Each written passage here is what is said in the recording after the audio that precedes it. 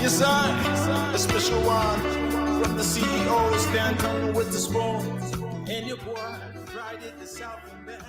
Charges on the beat. On the spoon to get your information. To the spoon to be part of our discussion. Spoon, spoon, spoon television. Spoon, spoon, spoon radio station. Spoon gonna tell you what is happening in Liberia. Spoon gonna tell you what is happening in Monrovia. Monrovia, Spoon gonna tell you what is happening in Africa. Africa.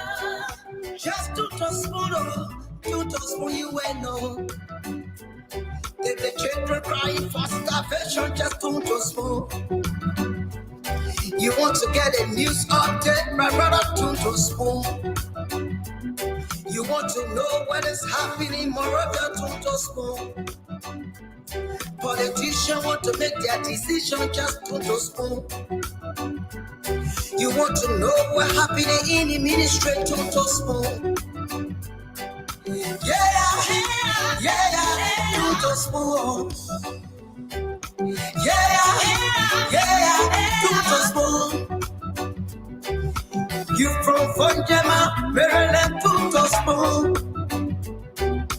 Yeah, to spoon. If you eat keep on congratulate my brother, to spoon. You got a spoon TV, you got a spoon radio, to spoon. Yeah, to spoon. What? Yeah, Rastafari. Kilibamba, kilibamba, kilibamba, kilibamba, kilibamba, kilibamba. What I want? Yes, what you got today? Spoon TV. Spoon. Yes, what you got today? Spoon. Spoon TV. Spoon.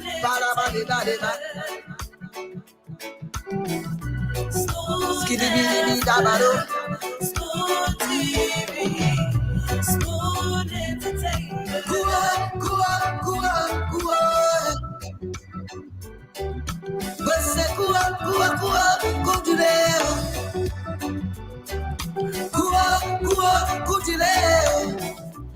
On the spoon to get your information. On the spoon to be part of our discussion. Spoon, spoon television.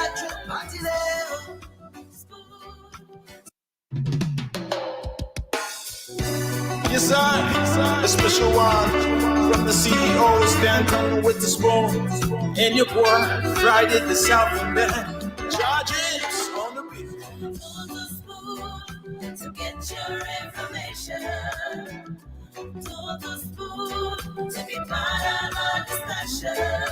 Spoon, spoon, spoon television. Spoon, spoon, spoon radio station. Spoon gonna tell you what is happening in Liberia. Spoon gonna tell you what is happening in Monrovia. Monrovia, Spoon gonna tell you what is happening in Africa. Africa. Just to spoon you will know.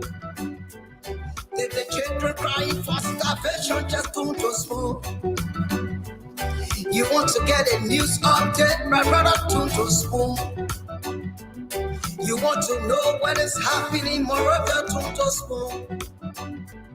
Politicians want to make their decision, just to spoon. You want to know what happening in the ministry, to spoon. Yeah, to spoon. Yeah, to spoon. You from Funjama, Maryland, to spoon. Yeah, to spoon. If you eat kebab, grandchildren, my brother, tout au spoon. You got a spoon TV, you got a spoon radio, tout au spoon. Yeah.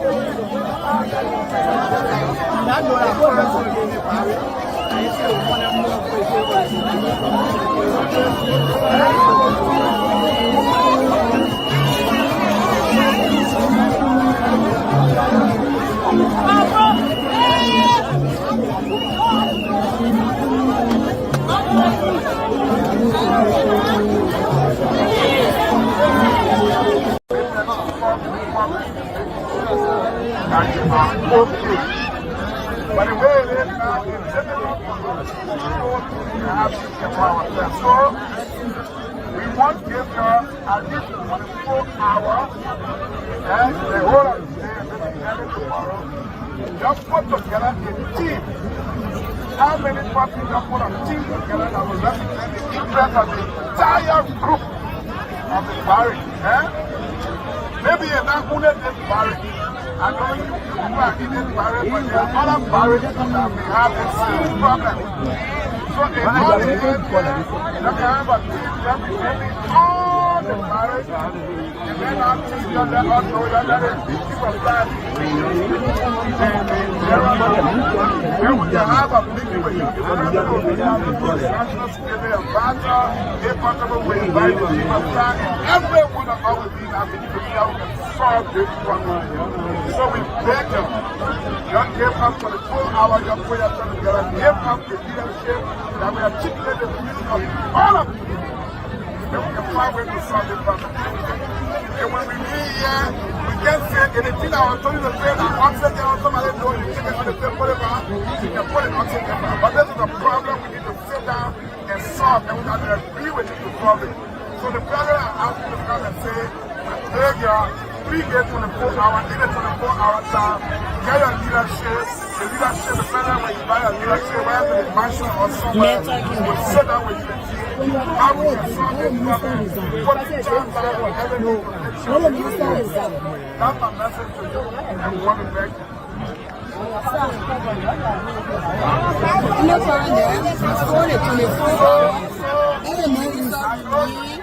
As neutral yet. Any defense minister remain as neutral.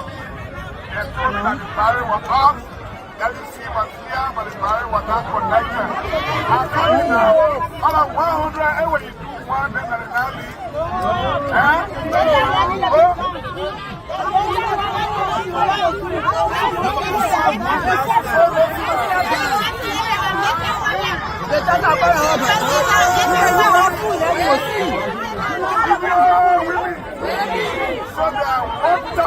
issues. More than 1,000.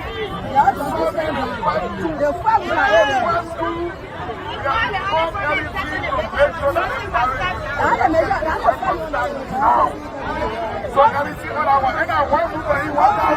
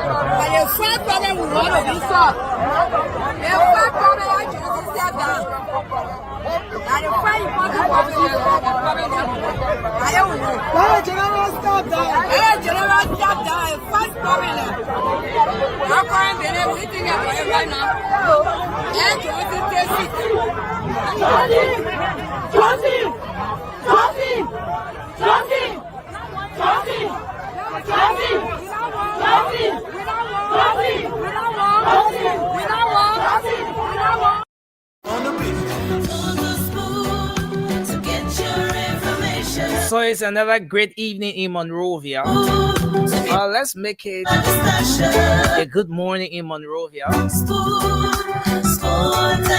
And I'd like to say welcome to all of you. Welcome to another edition of the Late Night Show on this 11th day of February. As a matter of fact, today happens to be holiday in Liberia.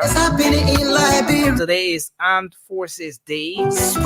Today is the day when the gallant men and women in arms get to be celebrated, appreciated, and recognized for their many contributions to the country, the sacrifices they continue to make, and of course, today is a national holiday in Liberia.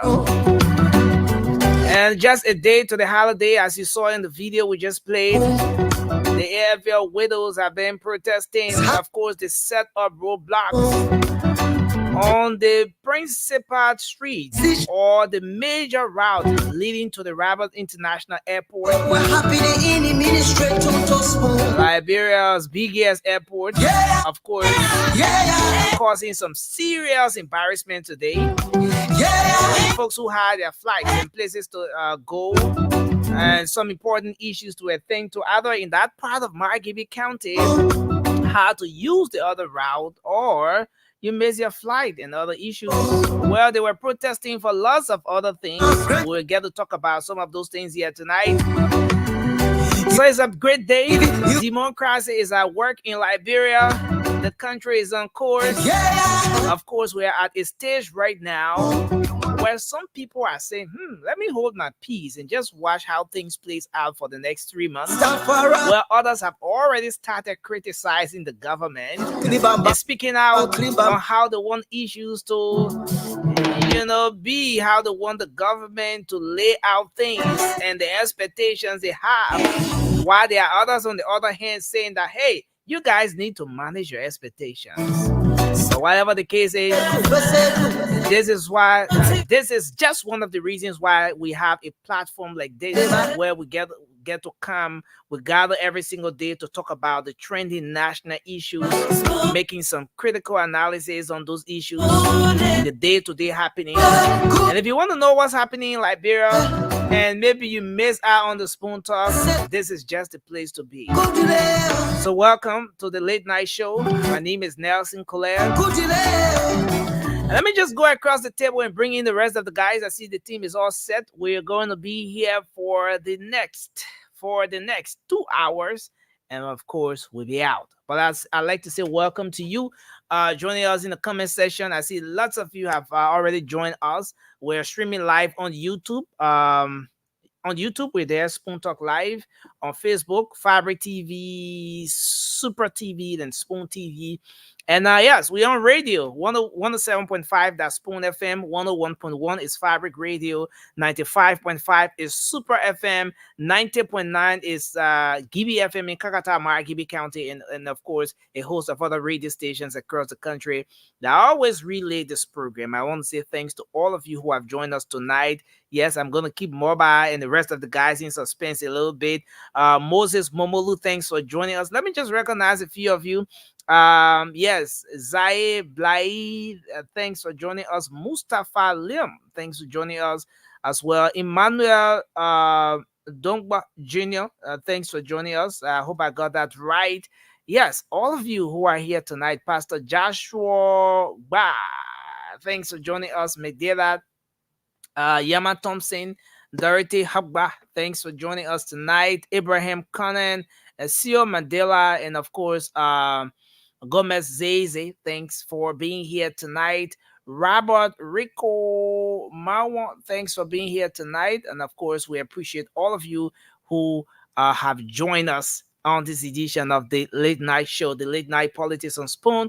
Of course, the team is all set. Let me bring in our co-moderator, Morba Zoka, the man who say water is his medication. What kind of maybe Cindy will tell us more about that. I'm not a healthcare person. How water became some medication. But when you say medication, then it has to be for a particular illness. And Mobile, you're in a strange location today, and I hope you came on the show good. I hope you came good. No, perfect, man. Okay. You said to discuss the issues. Every day, all my location. Now, your TV is not on tonight, causing the unusual, the usual distraction and everything. And there we go. Sandy, you see, that's what we're talking about. Sandy is always zipping on something. Man, drinking hot water. The guy in New Mexico says lemon tea, lemon juice, lemon tea. Let me tell you, lemon and ginger tea. How can you drink 8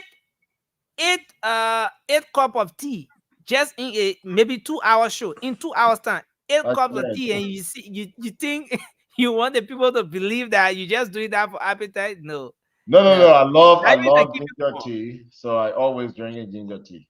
The other day I was counting a mob. The man went eight Ah, of this particular mob. I Eight. can The man I ate. can barely finish this one before you talk about it. But Francis can agree with me. Francis knows what I'm talking about. Mais pour moi, TJ Polio. you on No, there, yeah, boss man, no, CEO, you no, on no. there. But something is happening. While Cindy is drinking lemon tea, Mama, can you lift the glass? What's there? I drink juice, my man. Orange juice. Mama, I use apple juice. That your juice and Apple, lots thank of you. Yeah. tea. The man know that you smart.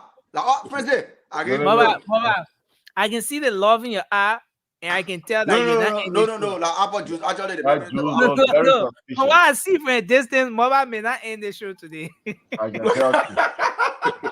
Juice can Mama, be start the all right, show, man. but you're not in it. No, juice are drinking, man. That juice. Okay. Man, yeah, That that juice, juice. man. How can you be clearing your throat while drinking juice? That juice. Yama When Thompson. the Papa drink the king juice, dude. Yeah. They drink the king juice and they close the eye. No, man, that juice are drinking, man. That juice. Anyway, but it's a good way to start the show, man. I want to say welcome to everyone. It's good to be here tonight. Lots of things happening in Liberia, man. But let's do our quick what's on your mind, 1 minute each, and then we're not here long tonight. We hope we can be out of here in the next maybe 1 hour or so. Yeah. But let's You want to start with me?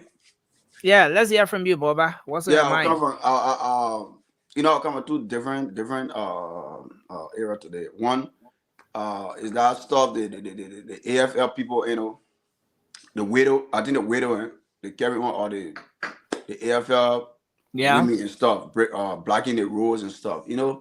I agree. I support protest, and I think what they're doing right now is is in our interest, and I think the government got to address that issue. Like issue. I mean, you can disagree and agree with the present defense minister, Prince St. Johnson, the second. I think second one, yeah. But I think if they have a lot of concern, I believe in my mind they should reach out and discuss it with him, because the last time I checked, he was on. When he went for the confirmation hearing, he was the one who was advocating for a lot of benefit for the AFL. So I think within my mind, they should go on the street and protest. At least if he was saying things contrary to what we heard from them during the protest, then I can be like, you know what? That's part of our talking point. Yeah, and secondly, I want to elevate the topic about acid though. He talking about Amin Muda. Look, brother, we are Liberians. We are Liberians. Our big brother and yeah. As a though issue was now with Ami Moda. I just hope you get it right. There's one of the nominees. Let me pull it out for the forestry development forestry development authority. Okay, but understand there's and not the debate. The debate Isaac tried to raise was that the guy doesn't look Liberian. That was Isaac's debate. He says the guy doesn't look Liberian, and he thinks that it's unfortunate. But who is Acid though to be questioning people's citizenship and stuff? Acid though, although he's a Liberian, but we all, more especially African as a whole, we all are the same. Like, despite who you are, where you come from. But have you seen the photo? Have you seen the photo? I want to see the photo to make my judgment. And I will not make a judgment based on the present look, because these days we have a lot of Liberians who have caste. They are they are American Liberians. Some of them born over there. They grew up. They get our skin color. They speak the way we speak. But guess what? They get different skin color. That's not denying it for being a Liberians. All you need, I think, I said they need to be questioning is probably the person oh, you know what? Let me see. Maybe he can ask for the birth certificate, but I think all the things is not relevant for him to be discussing it, like knowing who is Liberian more than our friend or stuff. All we need, I can tell anybody, all we need is the job to be done, as my brother always alluded to. My brother Francis, the job should be done for the Liberian people. And today we saw a letter from the Commerce Minister, Moda, like discussing, making the breakdown in gas. And my brother Nelson can alluded to it that before the gas price was higher than today, because he put it out. Everybody looking at now, people are jubilating in the country. They're happy for that, for the price of gas or gasoline and fuel. And now people are talking about, now we're talking about the rest, but it's bit by bit. Like my man, my big brother Fagong and say, you can't rush everything. We hold it small. But there's the start. And the starting now, everybody looking at the starting, the things is working. Look at the gas price today, look at the fuel price. It dropped. And it will be consistent. It will not be inconsistent today. The regulation, it go out, it come down, all the one. No, it will be consistent. If today they say to the message. No, but Moba, in order for these things to be consistent, we have to firstly establish as to whether we have the capacity to produce them, especially no. yeah, because if you're not producing it and there's a change in the price. Okay, so this was the argument raised just for the benefit of the point you made, right? So Rudolph J. Mirab Senior was nominated. Rudolph J. Marab. Marat. Yeah. You want to pronounce it like you know? I think he's how you call it? Okay, so he was nominated for the Forestry Development Authority, managing director for Forestry Development Authority, and this is where the argument came from. Well, Isaac said that the individual right on the string here doesn't look Liberian. But nothing, right? You agree with him? The man's a half caste. It's possible that he get people from Liberia and or other in naturalizing that you don't know. No.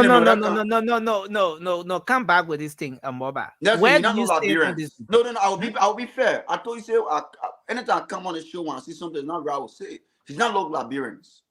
He doesn't look Liberian, right? 100%. So, yes, I'll establish the fact. No, Sandy, nothing to laugh about here. Sandy, don't start the show like that. No. I want to be So you agree with former Minister Doe on this? No, on this I'm argument, not. Right? Listen. I don't know his. No, but the very point he raised, that's the point you're raising. You just said that the man doesn't look Liberian. Yeah, the based managing on that, director I don't of know his Forestry foundation Development of his Authority. argument.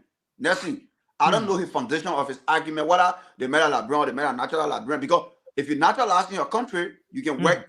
You can work, except being president or all that stuff, but you can work in any entity of the government. So that put that aside. You understand? Or maybe he got a tie with Liberians or Liberia. Maybe he got a forefather or something. We don't know. Except in display when you go for confirmation hearing. So I'm not here to judge him, but the first I will tell you that he's not no Liberian, period. But I'm not coming here and condemning that. Okay, so and that's the point I'm making. More about you agree with the man partly that this nominee doesn't look Liberian. Yeah, but listen, that's what I'm telling you now. I don't know his foundation of his. I don't know. No, we're not talking about foundation. We're talking about look. That was the first aspect of the argument. So you agree with that first aspect of the argument? I agree. It appears not look Liberian. Granted. 100%. Granted. Yes. Granted. Then we go to the other aspect. So this is one of the individuals who was nominated, and this time around, this nominee is going to the Forestry Development Authority. Well, it's left with every single person who has interest in this nomination. So go ahead, Oscar Moba. Oscar Moba, he said why he doesn't look Liberian. Even his last name, you know. Let me say thanks for joining us, Oscar Moba, a senior media colleague. But this is important. The thing here is, Moba, if you agree with this man, if you agree with Azido, there's no need to hold this thing. No, but listen. Don't push me in a battle that I'm not waiting to go into. No, but you already agree that this nominee doesn't look Liberian. Yeah, but listen, I gave you a breakdown. Like appearance is not a Liberian. But BUT, I've been using that conjunction word. You don't know the aftermath. Probably the person is what? Maybe that man, he naturalized. We don't know. Maybe he got a tie with Liberians. Let me ask you this question. Uh-huh. Being a Liberian, looking Liberian, and that of the expertise to transform this sector, which of the two you think is necessary? I think I would take the transformation of our country. The expertise, right? So even given that he's not a Liberian, you will, once he has the expertise, everything that's required to transform to transform the forestry sector, you'll go for him. You embrace this nomination. Look, let's see. Liberians will be discussing about naturalization, about they all want it. Because majority of our government officials, they are American, they carry American passport. They are black. So that the all our thing look, so long the person is competent to deliver to the Liberian people, to bring jobs, to bring food on the table of the Liberian people. That's all matter. To transform the sector of the country that the Liberian can live to and our children can come and benefit. That should be our main concern. It should be they made like Bunny man, they made a Loma man, they made from they made. Look, we got people in America here, Liberian, who are sitting mayor. Are they not from Liberia? They are from Liberia, but they are sitting mayor. Thank you. You think when we're going by color, you think they should they be sitting mayor? No. Let's get to the white people, and white people compete in that position. But Liberian today are in key position in the United States of America. So I think when we the Liberian can leave that mindset of tribalism, because the tribalism too much in Liberia, people can't, they say the man go men not get job, the food men not get job. The main point of my brother Francis can always allude to, and I was saluting for that war, and people would be like it or what is that you always say the truth. The best thing should be for the Liberian people who deliver, who make this, who bring smart to the Liberian people face. But the information we're getting is that this guy's mother is a Liberian. Great. All right. I told you. And so we're gonna dive more into that. They may look Lebanese. They may look Lebanese, man. So a lot of Lebanese. Look, Nancy, let me tell you. No, but you still not having the argument. Anyway, let's make progress. I agree. Nancy, 1 second. Let me conclude by saying that 1 second. Nancy, let me tell you. I came from a family that a half-caste family. I can tell you boldly. I got a cousin that they are when you see them, you say are different from them. I agree. Because their father is a Korean, their mother is my mother last born. But they are white, just like them when you see them. People that know me, people that knew me before up to now, they know that tie between us. So it's not tomorrow my cousin running for representative or his son running. I would not say they may not from Liberia. I would default where I was not living at that time. I would defend them because I know and people can attest to it. You know, but this nomination has claimed some real attention. But we're gonna come to that. Let's go to Cindy. Cindy, what's on your mind? Well, something else was on my mind until we started talking about Mr. Rudolph Mihap. You want me to bring him back on?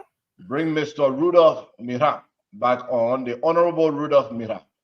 Look, it's saddening me to hear folks that have had the opportunity or have the opportunity to live outside of Liberia, especially in countries like the United States, to question a person's nationality based on their race. It's saddening me when people are doing that. I am Jirau Baibo Sande. I am not born here. My name does not sound white. But no one should ever question that I'm an American. I am an American. I'm proud to say that. I have an American citizenship. Even though I was born in the village of Twejibli, Grand Jide County. Is it what village? Twejibli, Grand Jide County. I should not be discriminated because of my name, or because someone will say I don't look American. Do we have a Liberian color? I'm hearing my brother saying they may don't look Liberian. Do we have a special color for Liberian? No.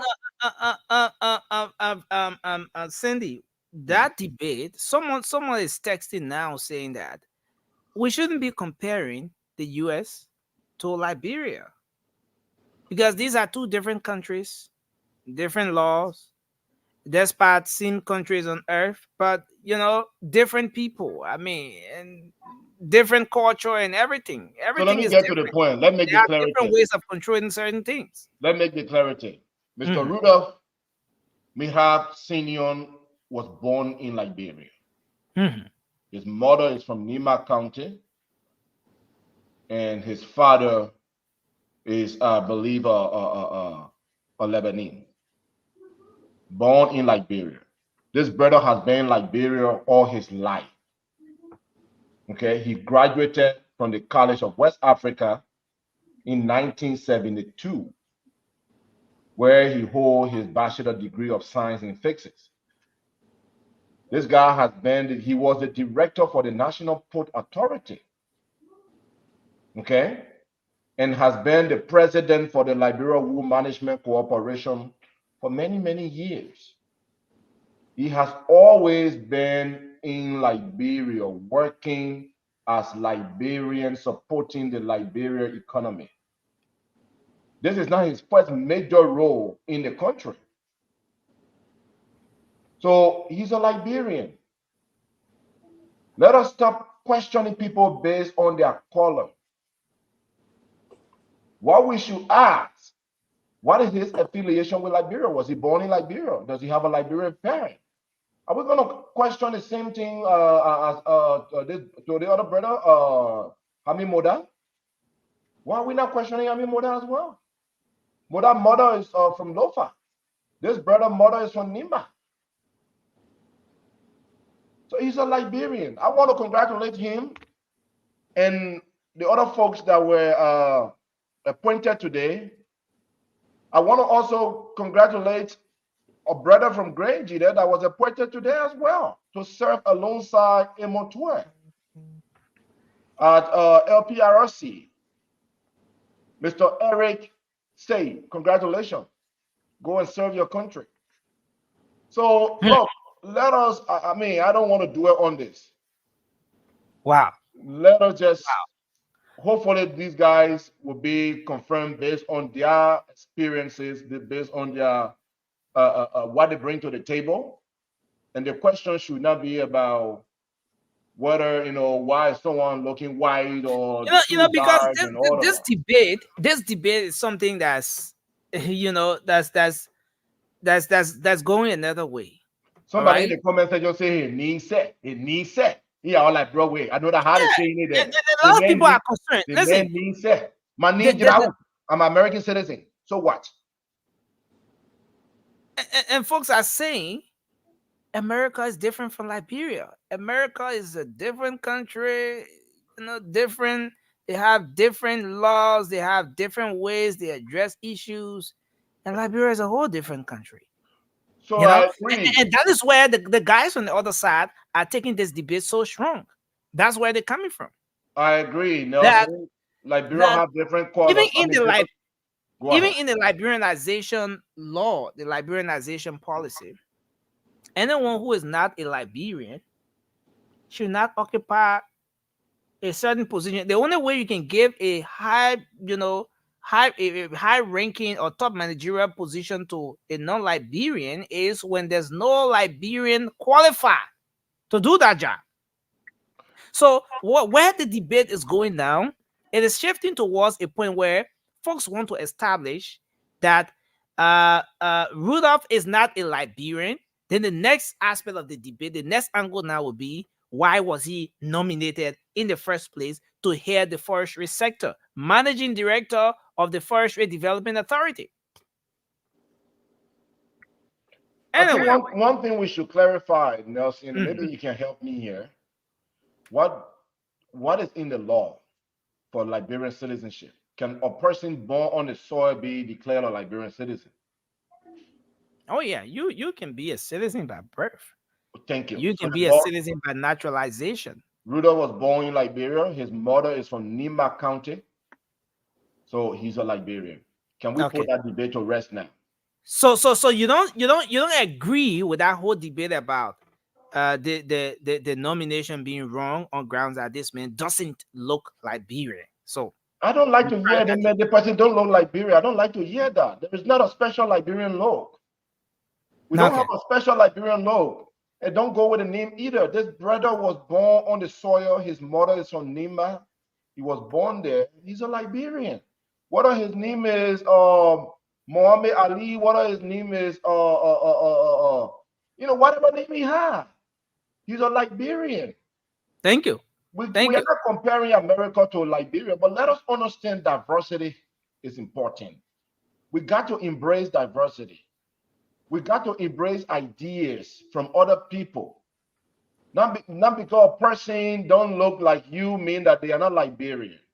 We don't have a special Liberian look. Period. Thank you.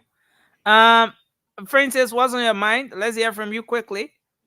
Man, whenever we try to do what's on our mind, I think we should not listen to the first person who speaks, because then all of us will follow, because most of the time interesting conversation come up, especially things that we'll talk about, like this one.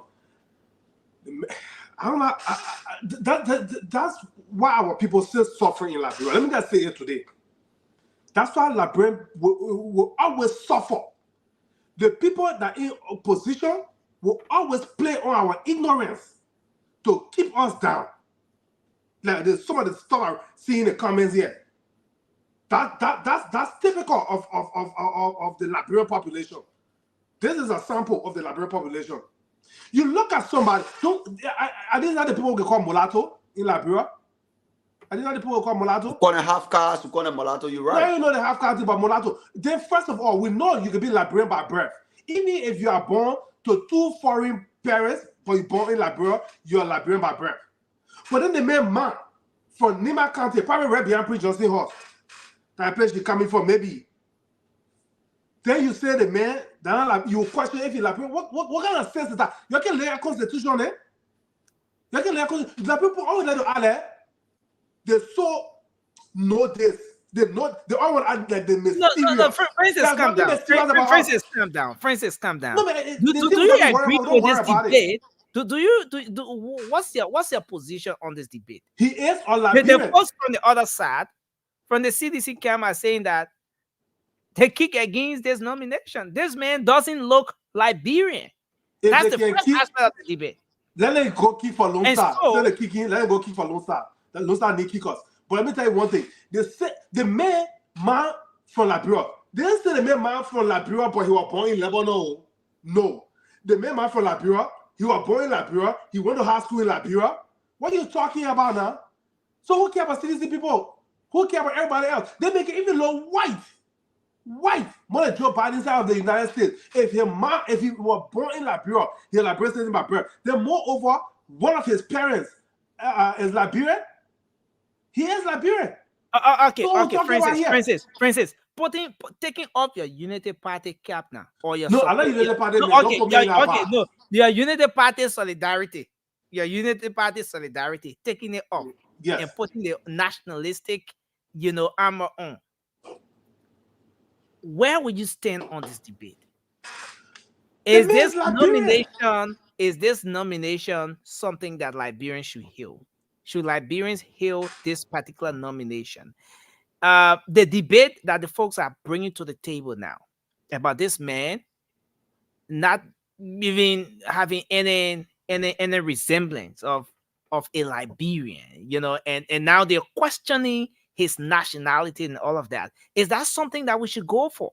Now, I mean, putting your nationalistic armor on now. Forget about this Unity Party alliance thing and all of that. Where do you stand on this? Nelson, the thing is frustrating. What about Unity Party or CDC or LPP or the man from Liberia? The man was born in Liberia. Mm-hmm. He's Liberian. What we should be focusing on here is he competent? Is he capable of doing the job that he has been appointed to do? You see, we like to compare ourselves to the U.S. when it suits us, right? But you know what the U.S. is a superpower today? You think the U.S. is a superpower today because everybody serving in the government are U.S. citizens who were born here? No. The U.S. is a superpower today because they have people from all over the world that were not even born in the U.S. that traveled to the U.S., became a U.S. citizen, and their area expertise, they work for the government and bring and contribute to the society. I'm talking about people that were born in different countries. Like we were born in Liberia, we came here and became citizens. The U.S. government embraced that. That's why the U.S. is the most powerful and will continue to be the most powerful country on earth. They can talk what they want to say about China, but you cannot go to China. Even if you were born in China, if you don't look Chinese, you're not Chinese. It doesn't matter. And that's why the U.S. continue to be the world superpower. And the problem with Liberia, we always like to add that we're too mysterious or we can read between the lines too much. Read between the lines when it's necessary. You're looking at somebody who mom was born in Liberia. He was born in Liberia because his last name is how do you determine that? Is there any reason why you should hate so hard on those who are taking this debate when in fact you cannot just look at a person and be able to determine as to whether that person is or isn't a Liberian, especially in this case. For example, and we look at Michael Blackson. We say he Liberian, but where was Michael Blackson, the comedian? Where was he born? Wasn't he born in Ghana and he grew up in Liberia before coming to the U.S.? Does Michael Blackson look? Can anybody question Michael Blackson is Liberian by just looking at him? He was born in Ghana, went to Liberia, and came to the U.S.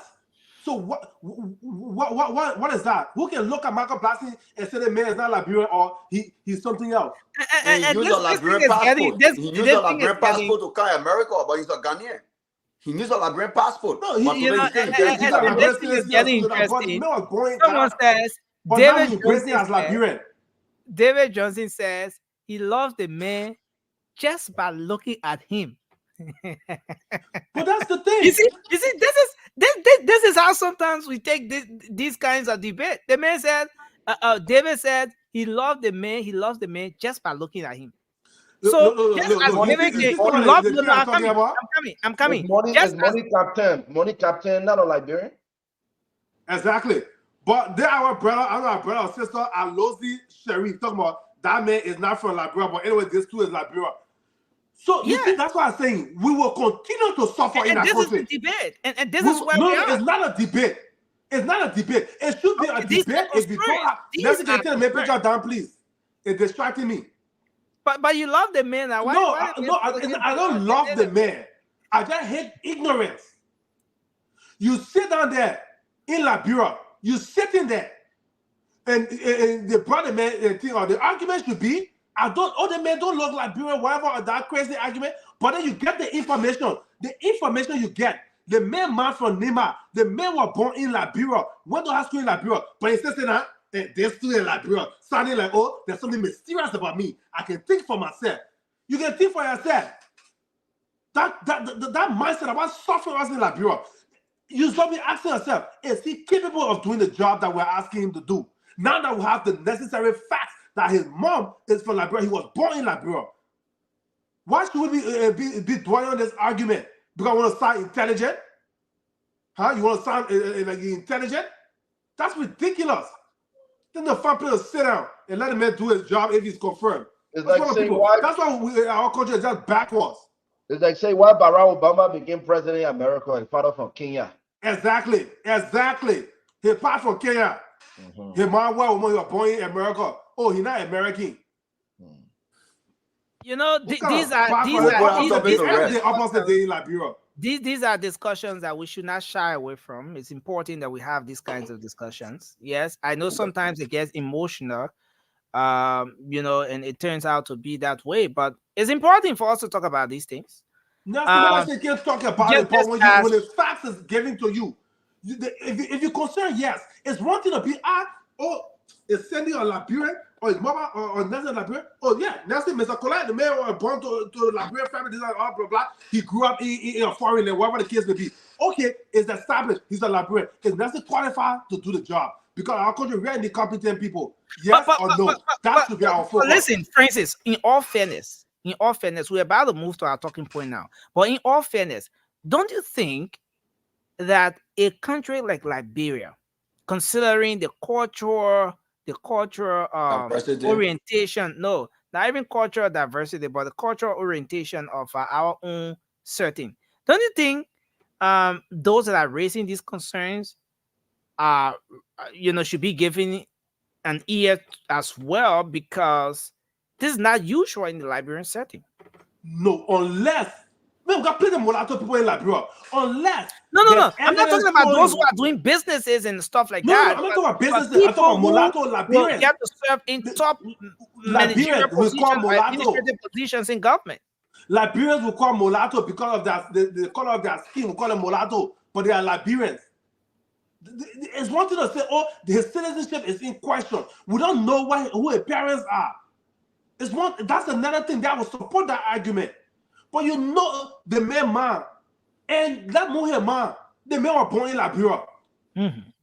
The men were born in Liberia. So even if the parents were not from Liberia, but he was born in Liberia, Liberia Constitution allowed him to be a Liberian citizen by birth. So you got two factors that come into play. His mom is Liberian and was born in Liberia. They don't say his mom was Liberian, he was born in Lebanon or Egypt. No. His mom Liberian, he was born in Liberia. What else there? But people that sound intelligent.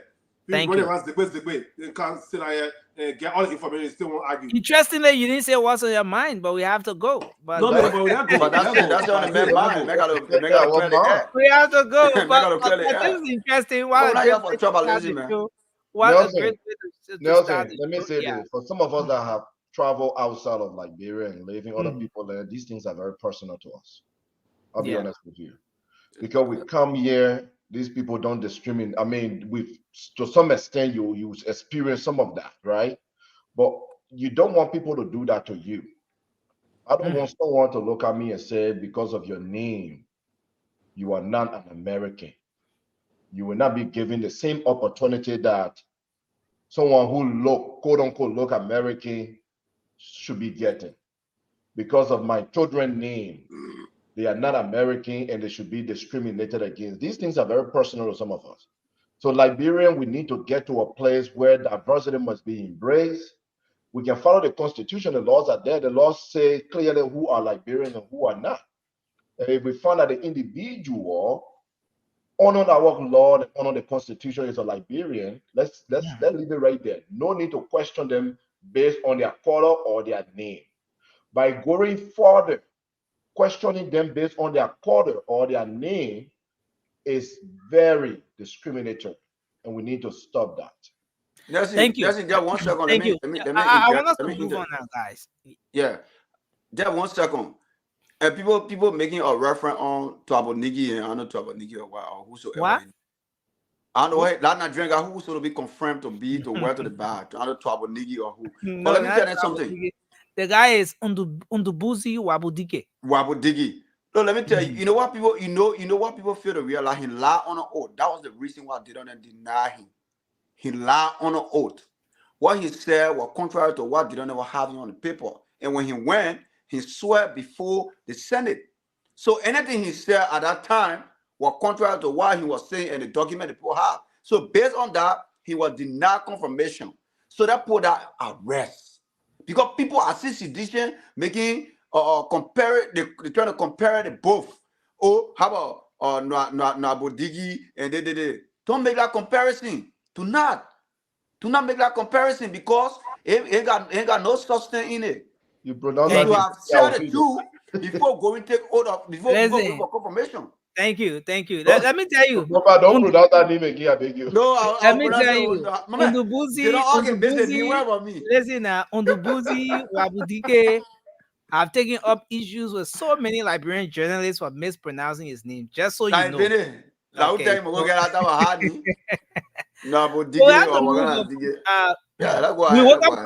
We woke up to this situation today. We are looking forward to speaking to the head of this group.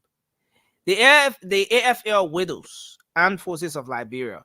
Some people say they're not just widows; they are mixed widows and current and active duty. AFL folks. Yeah, but it's just under that banner now, widows. But yeah, they are current. Some are current.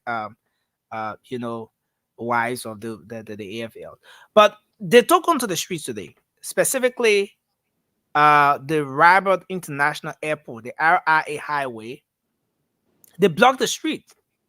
They blocked that corridor. And you know, what was so embarrassing about the situation is that route is the major route leading to the airport. People coming to the country for the first time, you get to use that corridor, except where maybe you go into Firestone and all those different places now. Grand Bassa, yeah, from the airport you go straight there. But where you want to use, that is the major corridor. So many people have their flights. Sometimes people wait up to maybe like 2-3 hours to their flight time and maybe their check-in time, and they want to make their way through that corridor. But the place was blocked today by the AFL widows or the wives of the members of the armed forces of Liberia. And in the process, the vice president of the Republic of Liberia, Jeremiah Kwan, His Excellency, made his way there.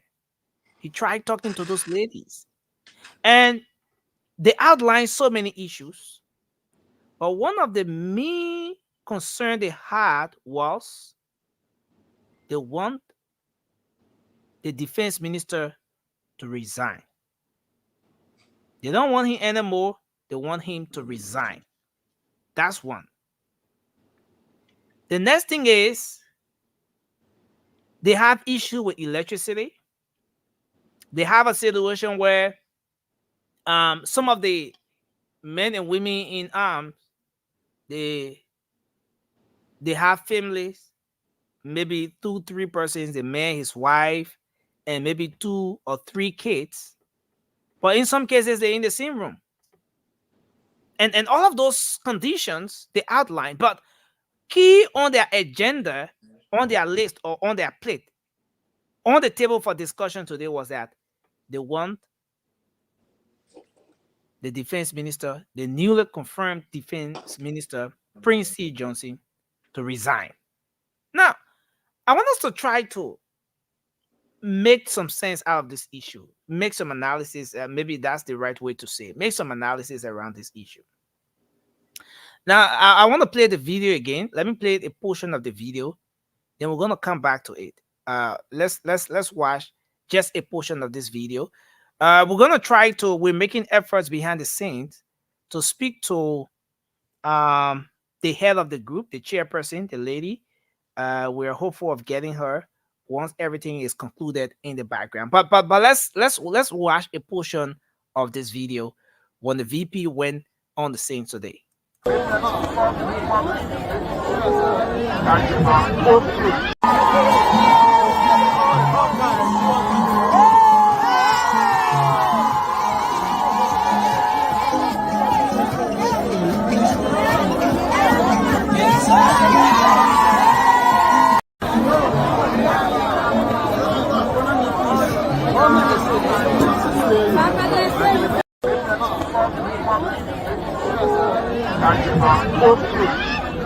But the way it is now, it's difficult to have system for ourselves. So we want to give her at least 24 hours and the whole of the day and every tomorrow. Just put together a team. How many parties just put a team together that will represent the interest of the entire group of the barrack? Maybe you're not only this barrack. I know you are in this barrack, but there are other barracks that may have the same problem.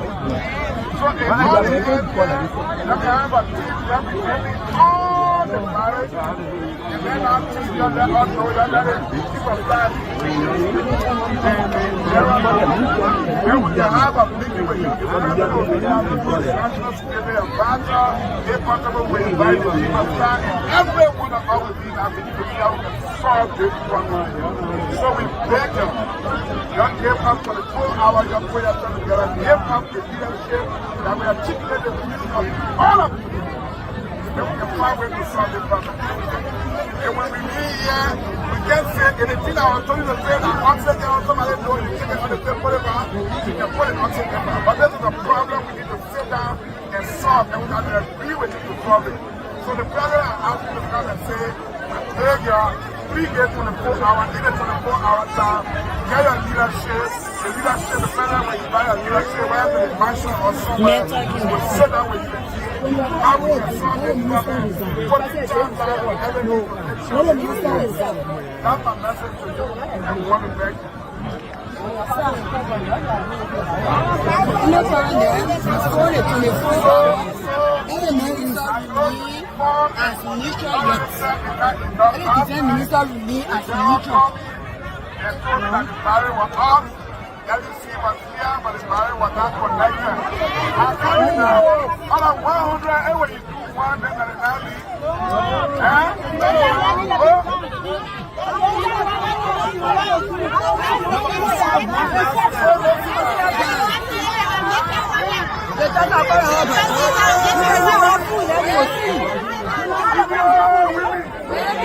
So there are 1,000 issues. More than 1,000.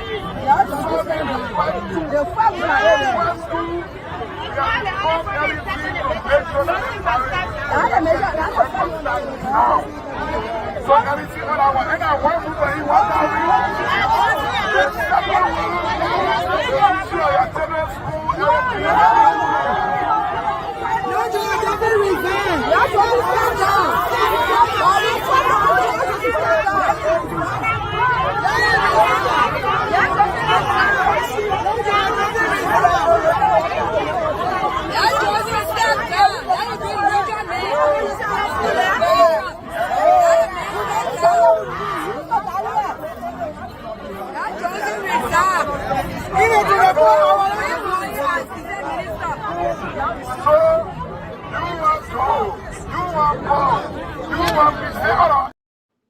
Okay, so there you have it, folks. And sorry, I had to do some stuff in the background, but yeah, this is it.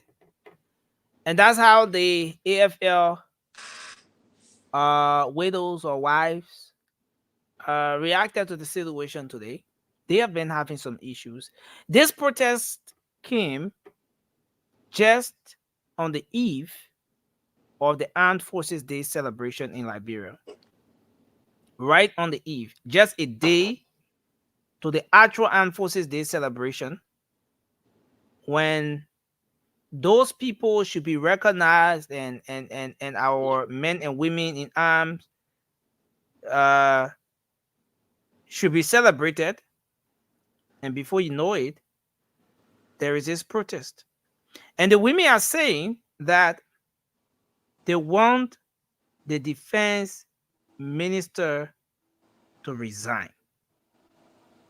Is that in any way going to bring about the kind of solution they need to the many issues they've raised? Well, they spoke of the issue of electricity, unstable electricity. Their kids live with them, some of them in the same room, which they said is embarrassing. And of course, lots of issues they outlined today.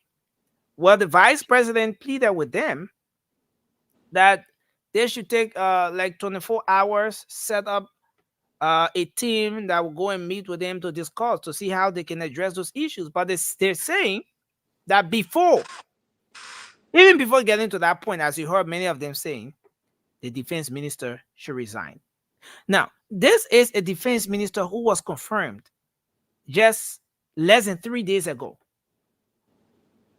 He was nominated, went through the confirmation hearing. He was confirmed just a few days ago. Is this an actual plight that these AFL widows or mates are presenting, or does it have any form of political undertone? Is there anything political smelling in what is being demonstrated here? Are there plights worth listening to? Is there any reason why the Bwaka administration, because this is the second protest we've seen in just the 2 weeks of the Unity Party administration under President Bwaka. Is there any reason for this administration to give some ears to what these people are saying? Now, I want us to take up the conversation from here as we try to establish link. We want to get the head of the group to come on as well. Once we can get her, we will be bringing her on, and we can expand the discussion from there. But let's hear from you, Francis, and then we'll move to Cindy. Yeah. So for me, I don't know much about what's going on with the group. And I know he was a major general before being promoted to Defense minister. Defense minister, right? So Yeah. all I would say here is this: they should be listened to, and if they find out that some bad things happen, whatever the case may be, because in Liberia, sometimes when people working in government, when things are happening, they don't speak out. They don't speak against it. They don't fight it because they're in the government and they just sit there. Then when they get into another administration, that's when they want to talk about the past administration or things that were not good. But while you were there, you said nothing or you did nothing. So I want to see, like the vice president stated, let them get a leader together because you need them to be organized. The entire group can be yelling, screaming, and they have any kind of dialogue. So let them select a leader, so the leader can meet with the vice president or whatever team that was set up to look into their concerns. And if there's anything valid there and he did some things wrong, yes, he should be removed from his post if he did anything wrong. But for now, based on those women over there, I respect our woman. So your point is action should not be taken just on the fact that these women are out there protesting, but there should be some sort of investigation, especially on the aspect that has to do with their call for his resignation, the resignation of the right. Absolutely not. We can just have people just running the street. Oh, I don't want that person resign or remove them from office. Then we'll just say, okay, yeah, we'll do it. That Liberia is not Banana Republic. Even though that's how we want it to be, it's not Banana Republic. So they should be listened to. If there's any evidence to what they are saying, any truth to what they are saying, then the Black administration should look into it and say, oh, we can't have a man like you as defense minister. If you treated the wives or the widows of people that are willing to lay their lives down for our country, if he did any of those things that they are saying and come out to be true and it was bad, he should be removed. But for now, they should organize themselves and get somebody to represent them to present their case to the administration. But he's not. But another thing here is this is someone who is not new to the position. We're not talking about a case where, in the case of Rudolph, that we're just talking about Mr. Rudolph Mirab. Cindy has his own way of pronouncing it. He wants to sound Arab on that Arabic, but it's not the case of. It's not the case where you take someone from the blue sky or from nowhere and just brought them into that sector or into that area. This is someone who has served the army. He's been there. He's been playing key administrative role in the army. You know that. Few days after his promotion, then the women are out. Now, they are out not just raising the concern about electricity, their housing facility and all of that, but calling for his resignation, which makes it even alarming. Nothing. People will say what they can say, and also too, people will sit and say, you know what? Maybe this is the right time to present our case. Since President Obama claimed to be the man of integrity, this, that, and the order, maybe he can listen to our case. I'm just assuming. I'm not speaking any facts here, because as I'm hearing that there are issues being from even during Ellen time and stuff like that. Maybe they didn't trust. Yeah, during former President Ellen Johnson, maybe they didn't trust Ellen to handle it. They didn't trust George Weah to handle it. Maybe they trust President Barker to handle it. That's why they are bringing it up now. They are protesting and stuff like that to get his attention to look into it. Maybe that's the case. So now that the vice president said, go and get your leader and let him come and represent you so we can hear you out. And if I'm speaking, I'm not the vice president, but if there's any truth to what they are saying and he did some real bad things to them, He should be removed. We don't want Thank people you. like that in our government. But if he did not do anything, you can just call for somebody's resignation because you're angry, or because the president did not promote your husband, or maybe because the president, most of the time too is about pay. Maybe the officers are not getting paid at a certain time, and he was the boss there, whatever the case may be. So there's so many factors that come into play. Let him just send a representative meet the vice president, the administration, and then we'll see where it goes. Yeah, and thank you very much. And Nurse Fit is asking a very important question. Did anyone listen to them in the past? And you're right. This is not a new kind of this is not a new protest. This is not something new. It's not strange to any Liberian who has been following, because these people have protested. And over the time, the protest was merely about the benefits. They, as AFL widows, they wanted the benefits of their husbands who served the country through the army. And they And still have it. over and over, former President Ellen Johnson Sirleaf will call some meeting with them. They will address the issue, and after some time, you see the thing that particular protest will come back. And most times, when you have some very crucial activities at hand, especially some of these kinds of occasions, that's when this protest will come up. But Cindy, let's hear your take on this issue. Look, first, let me commend the vice president and the new police IG for going out there today to calm the situation. It was commendable. I hope that we will see this vice president being proactive, and that he will, I don't want to use this word, but I think I'll still use it anyways. Mhm. This vice president will not be a parked car, will be out there addressing issues. Let's get back to the issue, Nelson. For me, I'm not sure why they were demanding the resignation of the newly confirmed Minister of Defense.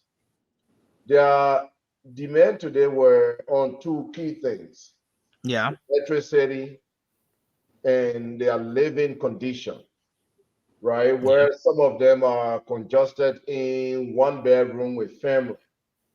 The issue of living condition is not new. Electricity, pretty much everyone complaining about electricity right now in the country. So, I mean, those are valid concerns. Those are valid concerns. But then now to link the Minister of Defense to it, and I could not clearly understand, it wasn't stated clearly in the video as to why the Minister of Defense should resign. All I Mhm. heard, electricity is the problem, living condition is a problem, but the Minister of Defense should resign. Why is he resigning now? So I will hope maybe one of them, like you said, will come out here and tell the Liberian people why they are demanding the resignation of the Minister of Defense. Protest is a good thing. I mean, it's sometimes it's needed to address some issues. But I also agree with the vice president when he said, let it be organized. Let's have a team that will lead this. You put your grievances together, you put your issues together, and come to us, and we can look into it. Look, the men and women serving our country in uniforms, we must always take care of them. We must respect them. We must listen to them.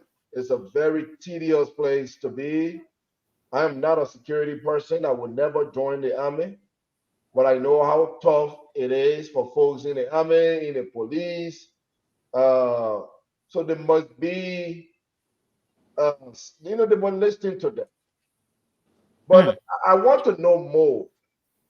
I think there might be some underlying factors that. Yeah, because and you're right on that, Cindy. And this is where it gets even more interesting.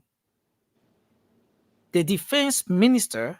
Okay, no, let's not get to the defense minister firstly. Let's go back to the chief of staff of the armed forces of Liberia, right?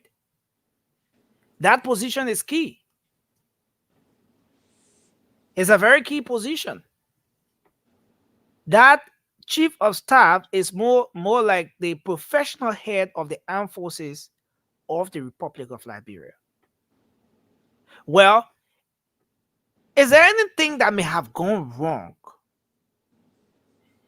over the years while serving in that position that prompted this particular action? Because one thing to take into consideration here also is that if you see Bernie Samuka, for example, getting in the news and even going to contest in Lofa County, he won his election, but his seat was not given to him. He lost his election, back and forth, went to court, and all of those issues. Those things happen while serving as the defense minister of the armed forces of the Republic of Liberia, the defense minister. When allegedly AFL monies was misapplied or misappropriated, and he had to go through everything he went through. So, could there be anything that may have happened over the past time in the process while serving as chief of staff that maybe these people have seen, and now that he's being elevated, they are even more concerned? You know, these are all questions, and I think you have a very a good point on that as well, Cindy. And I want to recognize Cornell Lofa. I think your comment there is brilliant in the comment section. Cornell, thank you for expanding on that. And I agree with you, brother. I don't know, brother or sister. I agree with you, Lofa. The chief of staff of the army is the chief of staff. He's the head. The professional head. Yeah. He's the senior administrator of the army. The defense ministry then is an administrative kind of different section, but the chief of staff takes care of the affairs of the army. So as a chief of staff, from what Colonel Lofa is saying, that this issue has been ongoing for a while. And apparently he did not address the issue upfront.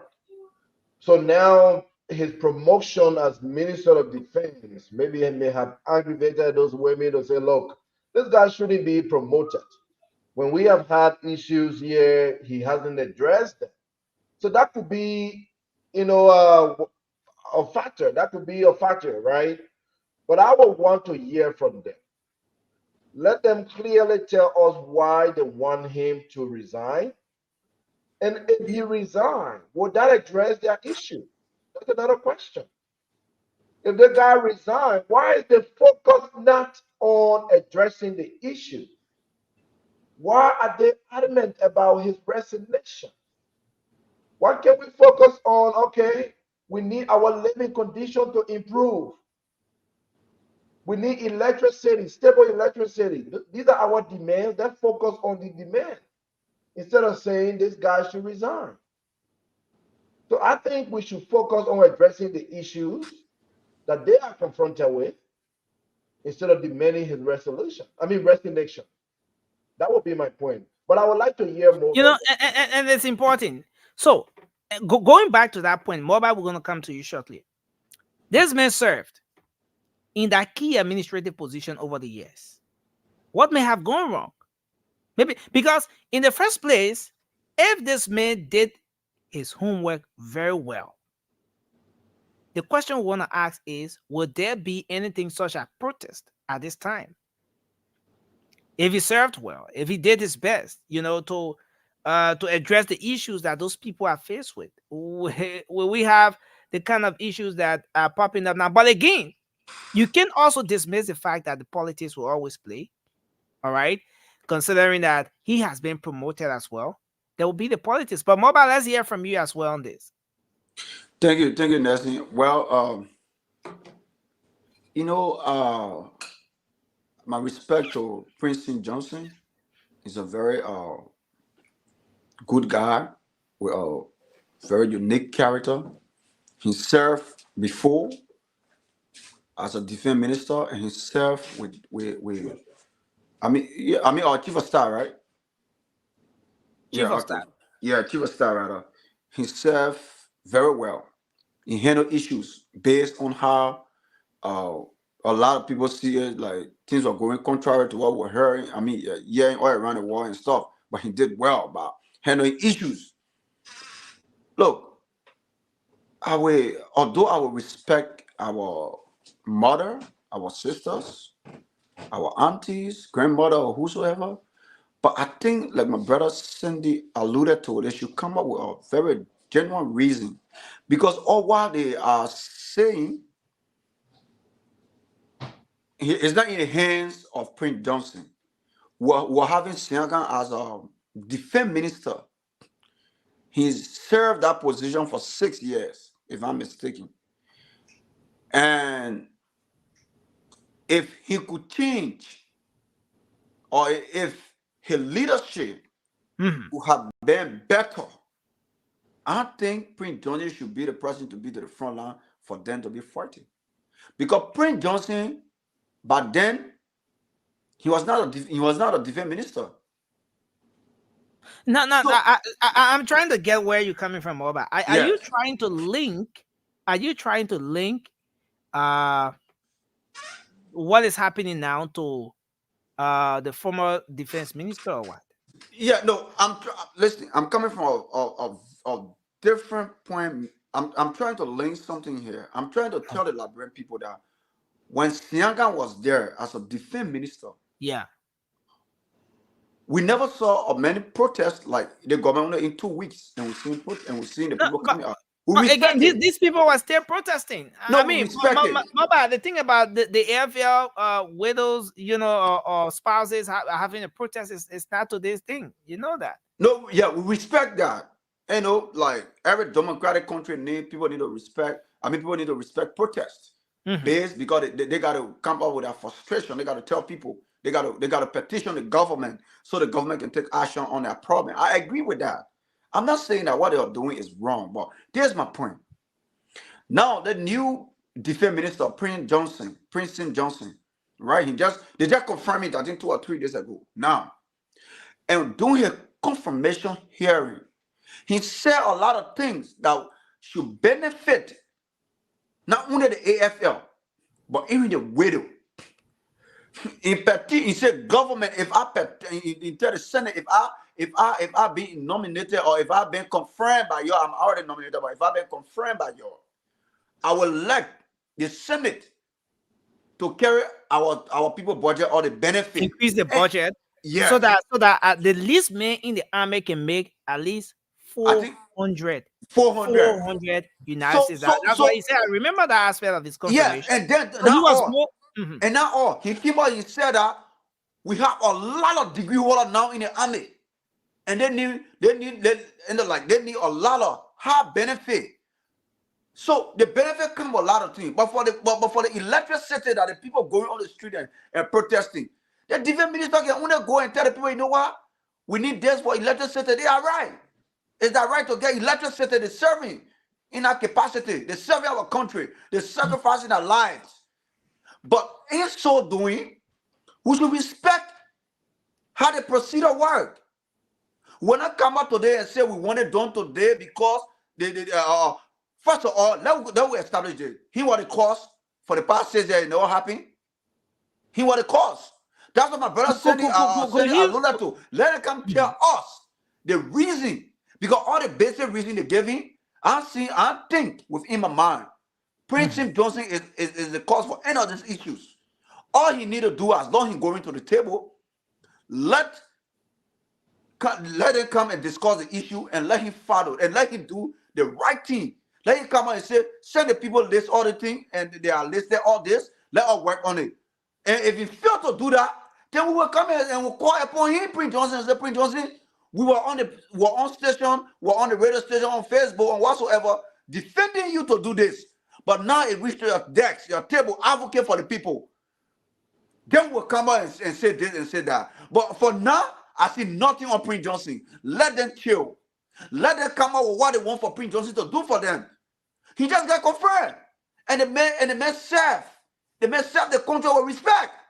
The man serve in the capacity doing just what people are thinking that the election will come and bring war in the country. The man handle it with peace. Let us gain the respect. We shouldn't come in and say because he responsible for this, responsible for that. Siaga was there for 6 years. What he did, I respect him.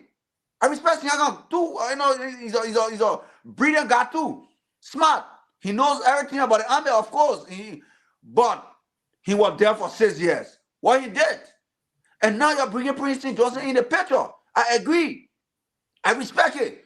But then let us give him chance. Carry your concern. Tell the Liberian people say we let the thing we listed here like what we want for Prince Johnson to do for us. But Moba, where you coming from is terrible. Where you coming from is terrible.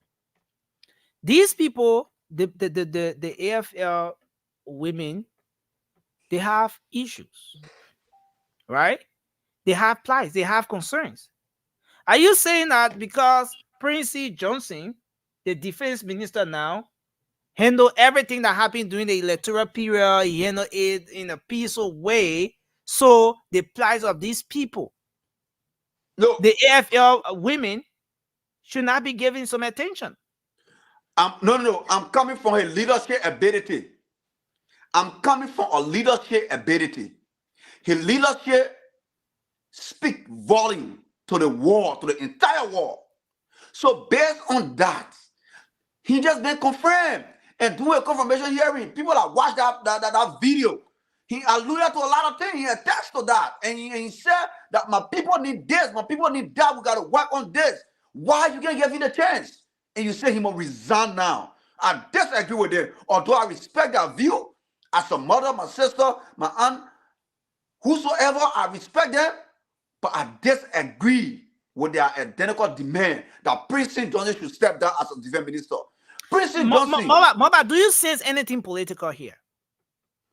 Listen, you see, I will not say I see anything political. Let me say that because I will all respect the army. The army is no.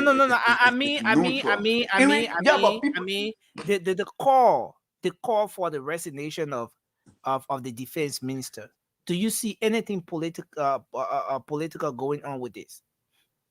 I agree 100% with that because no, I'm asking. I'm not making a statement. Yeah, I'm saying yes. I see something political because in recent time, let me counter this. In recent time, before Prince Johnson could be confirmed, a lot of citizens talk on Facebook, on radio media, saying that because Prince Johnson never favored George Weah to come in second place. I mean, to come as a president for a second term, to be elected as president for a second term. So based on that, they all was like, he was for Joseph Boakai.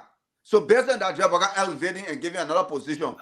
Okay, so what I'm getting from you now, yes, I think you will conclude here. We gave 20 seconds to Cindy. What I'm getting from you, Moba, is you think that based on the position of the defense minister, Prince Johnson, during the electoral period, all the information about what XYZ wanted him to do and what he didn't do in the interest of the country, you think that based on that position he took, there are elements within that space who have ganged up against him, and now they are trying to now kick against his recent confirmation, and you think this thing is political. That's your own take on it, right? Of course. Look at Sam Sion. Thank you. Let me conclude. Let me 30 seconds. Yeah, 30 seconds. Sam Sion, the owner of Freedom FM, when Abraham Guzon, or who came out on the radio and said something contrary to the Liberian people against the AFL. So it means that people are planted from the CDC trying to bring this young brother down. Come on. But we will not agree to that. You're going deep into the political. No, I'm telling you, the AFL not political sides. It will be neutral. If for the Liberian people, it's not no politics in the AFL. Thank you. You understand? You come and politicize the Thank AFL. you, Baba. Thank you. It's wrong. Konya Lofa, I want to say welcome to the show. But let's hear from you, Cindy. Let's take 20 seconds and we'll move to everything people want politicizers in Liberia. Can you mute your mic? Thank you, sir. Nothing unless we have all evidence on hand to believe that this is all politics, we must not dismiss the concerns of those women. What we must encourage is that they must speak to the Liberian people be detailed about their demands. They want comfortable living condition. They want stable electricity. They want their benefit. Those are important concerns. As to why the Minister of Defense should resign, it is still left open. And that's what I'm demanding. I mean, I'm requesting that they should appear to tell us why. Was that based on his previous role as the chief of staff? Chief of Staff of the Armed Forces of Liberia? And if that's the case, let them tell us, let them give us some detail. But for us to say upright that this is all political, there are some people from other camps that are pushing this, that's dismissing people who are serving our country. Now, it is not only those in the military that serve you, not just the men or women that are in uniform, but often those that serve you are the spouses. They make the most sacrifices. And often you will not hear the actual military personnel come out to protest. Their protestations will usually happen through their spouses. They will go home and grieve to their spouses. They will go home and complain through their spouses. And then it is the spouses that will come out to protest on behalf of those serving your country.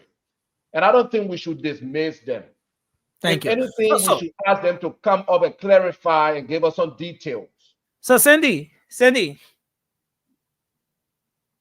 your point is what the AFL personnel are speaking through their wives. The plight of the widows or the wives of the AFL personnel are the plight of the AFL people. Oh, yeah, directly. I'll tell you that. And if that's the case, and if that's something to hold on to, then again, what you're saying is that it is some elements within the AFL that want the defense minister to resign.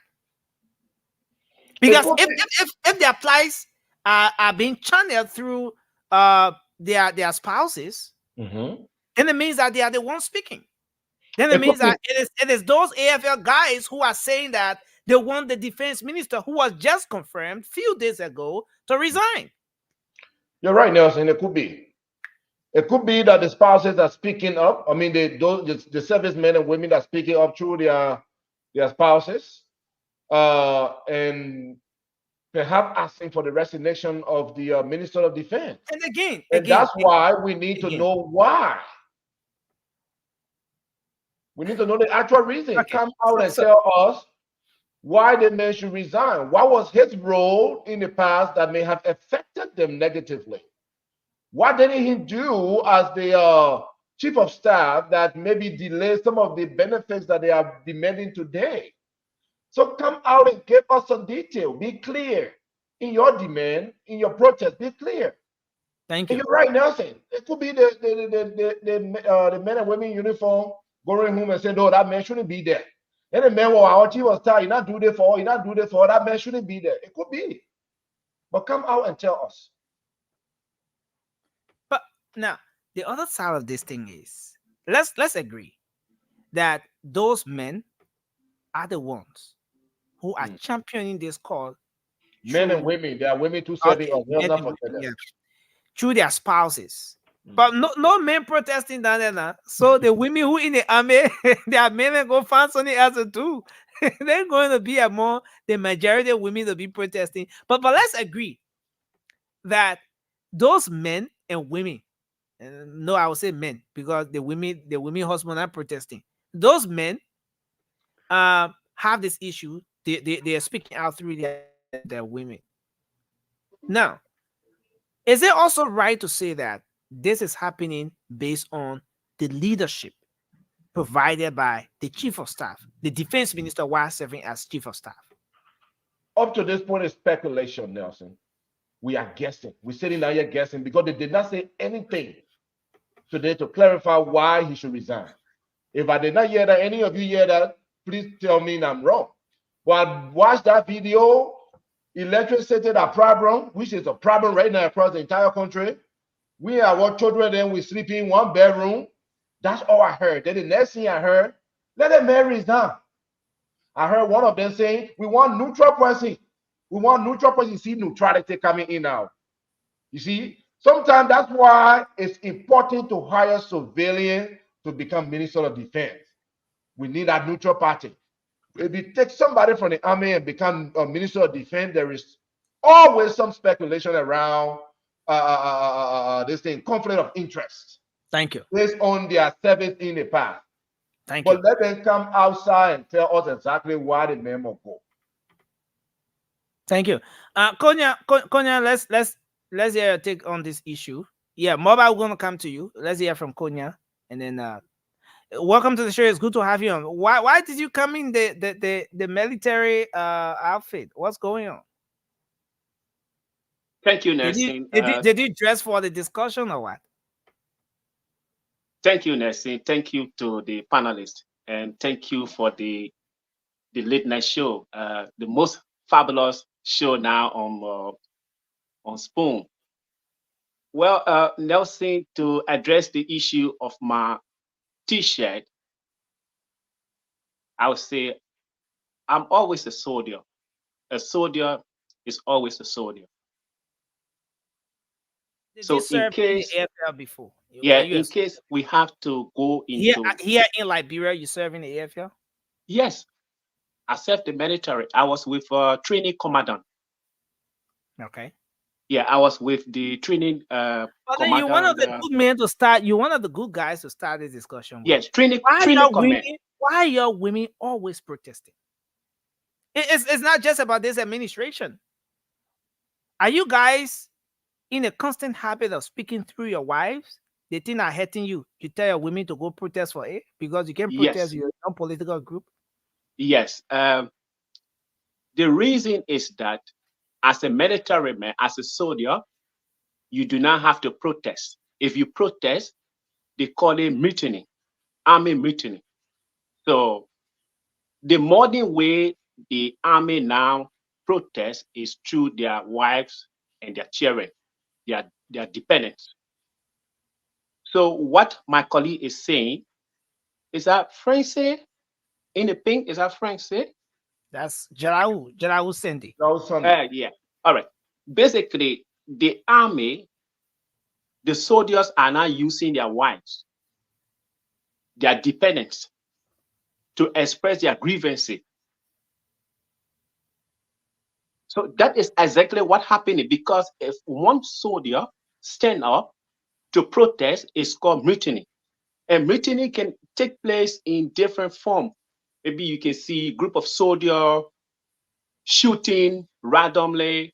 You know, I remember it happens, I think in 1998, 1997, 1998, or 1999, there were a group of soldiers that went to the defense ministry. I had just left the defense ministry on Benson Street, and this riot took place. I think one of the staff was shot in the legs. I remember. So we see this thing creeping gradually. We see it creeping gradually. The fact is that the widows of these soldiers, the wife, the dependents of these soldiers have been protesting for their benefit for a while now. So I don't want for people to politicize this, because the former chief of staff has just been promoted or appointed as a defense minister. His role now is more civilian, because if you retire, you are in a civilian role now, and that's why the president has appointed him as the minister, even though he was confirmed, of course. I think 2 days ago he was confirmed by the Senate. Yeah. So the army, the soldiers are saying that they do not want him to be their minister, because as the army chief of staff, a former chief of staff, he didn't address the grievances of these soldiers. So this is what happening now. The wives, the dependents, the widows are expressing their dissatisfaction.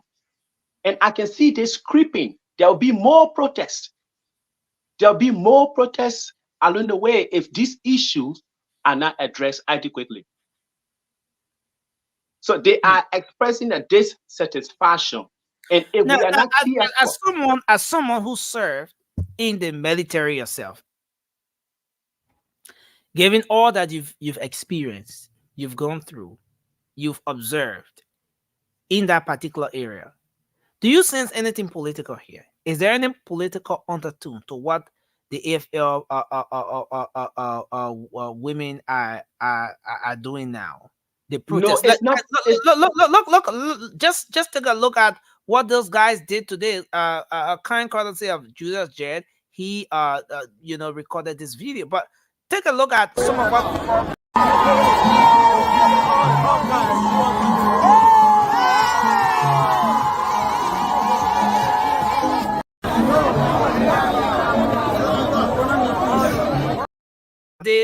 all of this happening on the principal street, the major route leading to the airport, depriving so many Liberians, even some of our international friends who had some very important activities today at the airport.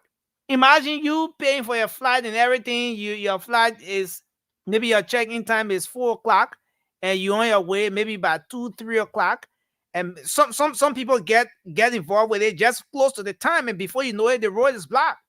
There's no way out.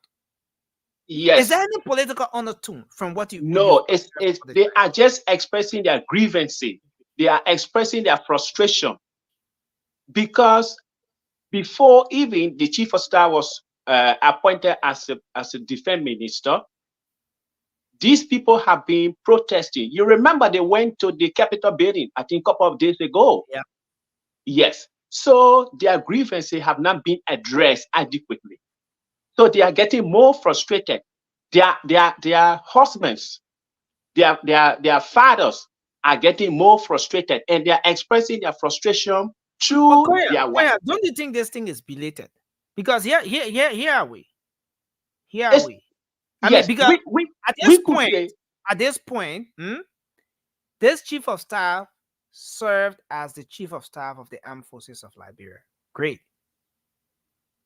It got to a point where he was nominated. The guys did not protest before the confirmation.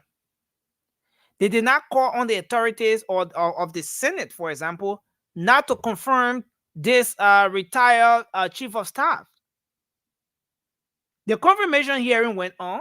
This man is confirmed. 2 days after the confirmation, now they are calling for his resignation. Don't you think this is a belated action and something that is just going to fall on deaf ears and they're not going to achieve the objective of this protest? No, it's not belated. It's not belated. The wife and children, the dependents of these soldiers know that the chief of staff, being the minister of defense now, will not be able to address their plights. Okay. So this is why they are saying, look, since you are not a civilian, we do not think you can even be able to address our plights. You were the head of the army. The chief of staff is the president of the army. The chief of staff could be considered as the superintendent of the county. So the chief of staff is very powerful, and that's why you see them when they dress like that. They are the president. Okay. So the chief of staff, being the president of the army, was never able to address the plights of these dependents of the soldiers. Look, let's be frank. It is the soldiers that are protesting, and it's a form of mutiny. So it's a form of mutiny being expressed through their dependents, through their wife, through their children. So unless these plights are addressed adequately by the government, I can foresee things creeping. One of these days, income shuffling barrack, you will hear a sound of gun. Why? I'm just saying that we need to adequately discuss the plight of these widows, because a soldier is just a soldier. A soldier will always be a soldier. Even those that have been retired, those that have been laid off the army, they are still army. You see me? I am always a soldier until I die. Nelson, there are two ways I will die. I will either die in battle or I will die normally. I will either die in hospital or I will die on the battlefield. You know, is a very interesting point there. But Mobile, let me come back to you. Given all that is happening now, Francis. Okay, let's move to Francis. Francis, considering all that is happening now, with the plight of those people, in a case where they stick to their point, they remain consistent that they want the chief or the defense minister to resign. Do you see the possibility of maybe the president now? Because we know that these cabinet positions, the people work at the will and pleasure of the president. You can do your confirmation at the Senate. Tomorrow, the president sleep. He wake up and look at you for long and say, "My man, go sit down and rest. I haven't said if I were you. I see you in my dream. You go. You work at the will and pleasure of the president." Do you see any possibility of the president who took up his time, Mobile can say, gradually made all those nominations? Do you see the possibility of the president telling this defense minister that based on the outcry and stuff like that, I want you to just sit down, removing him from that position? Do you see the possibility based on the outcry? I mean, the president, like you put it, the president can hire and fire people at any time. Yeah. But the president's not just going to say, "Oh, Defense Minister Johnson, the wives of former and current soldiers said you should resign." So no, he won't be doing himself any good. It'll be bad for the president to act like that. I mean, opening himself up to people just coming and saying, "Oh, I don't like the finance minister, let him resign. I don't like the commerce minister, let him or her resign," things like that. That's why I said earlier, I mean, I don't have much on this, but the vice president handled the situation perfectly today. Ask them to get that leadership together and they can meet and handle that concern. Yes, maybe the people have not been receiving benefits. Like other people said, the chief of staff, yeah, the defense minister is the boss, but the chief of staff pretty much is like the hands-on boss for the army. So maybe he hasn't been listening to the concern of the people.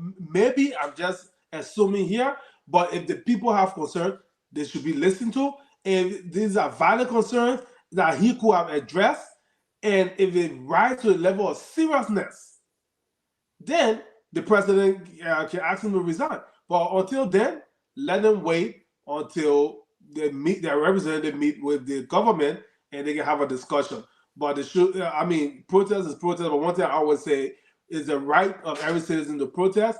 But if your right ends where it infringes on the rights of somebody else, you cannot be blocking roads. People can't leave the country, or you have to protest to draw attention to your concern. But when you start to infringe the peaceful movement of other people, somebody will go to seek medical attention, but you say no, you're blocking the road. Then now you open yourself to being interpreted or misinterpreted as angry mob and things like that, and then you receive the treatment that angry mobs receive. We do not want that. So let them listen to the vice president, get that leadership together, go and meet the government, and hopefully handle peacefully. But the president should not just ask the Defense Minister Johnson to resign just because they're asking him to resign.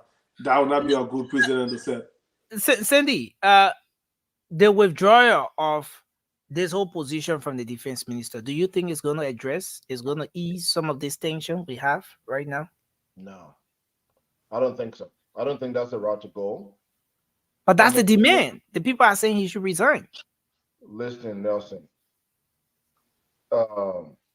I believe that their concerns should be listened to, but I do not see how removing the just confirmed Minister of Defense will address their issue timely, right? If you want certain things to be addressed, focus on what you want to be addressed. If the guy, if the Minister of Defense did not perform adequately in his capacity as the Army Chief of Staff,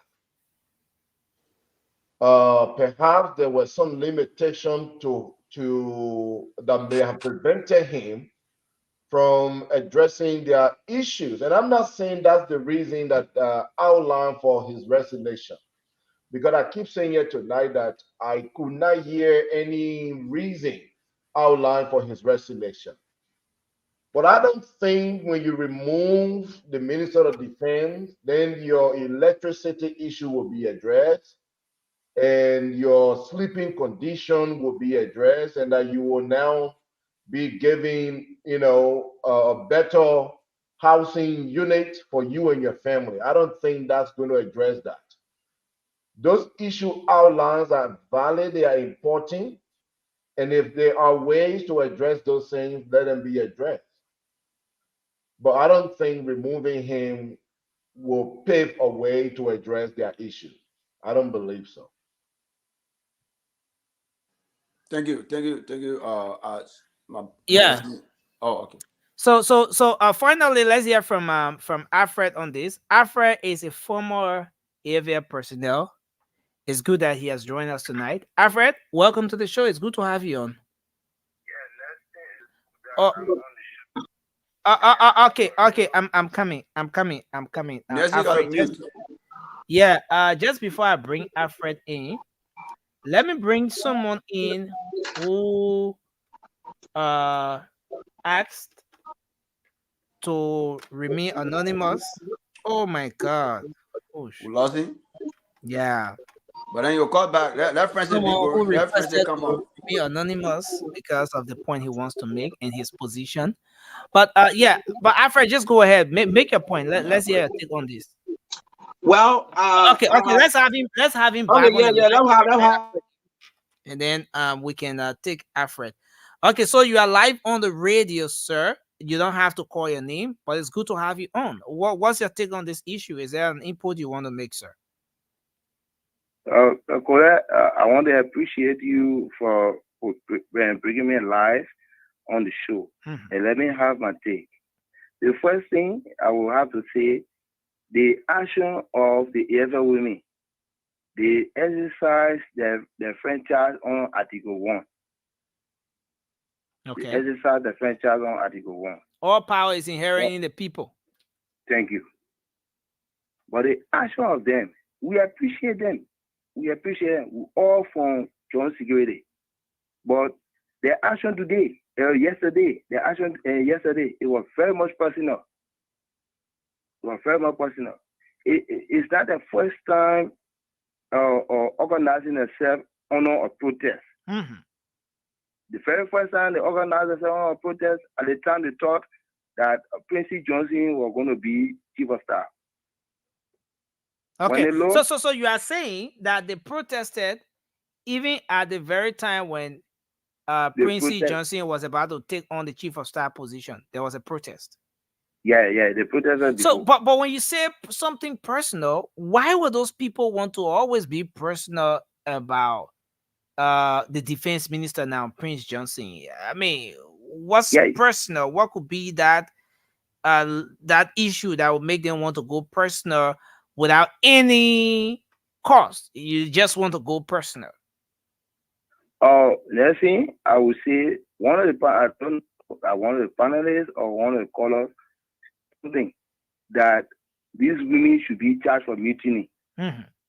because all of the women that protested yesterday are all enlisted men wives. They are not former soldier wives. Okay. And a soldier wife is soldier. Come again. You said a soldier wife is a what? A soldier wife is a soldier. A police wife is a police woman or man. Getting me? Getting me? I get you.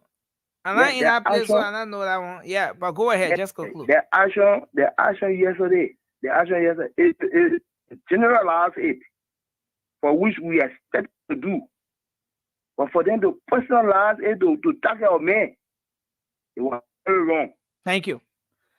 It was very wrong. Thank you, sir. Thank you. We appreciate that's the point I want to put. Thank you. We appreciate your contribution. You can always do that, and we will respect that if you don't want your name to be called, and that's about it. Thanks a whole lot. We appreciate you, sir. Thank you for being here. Thank you. He says the action was personal.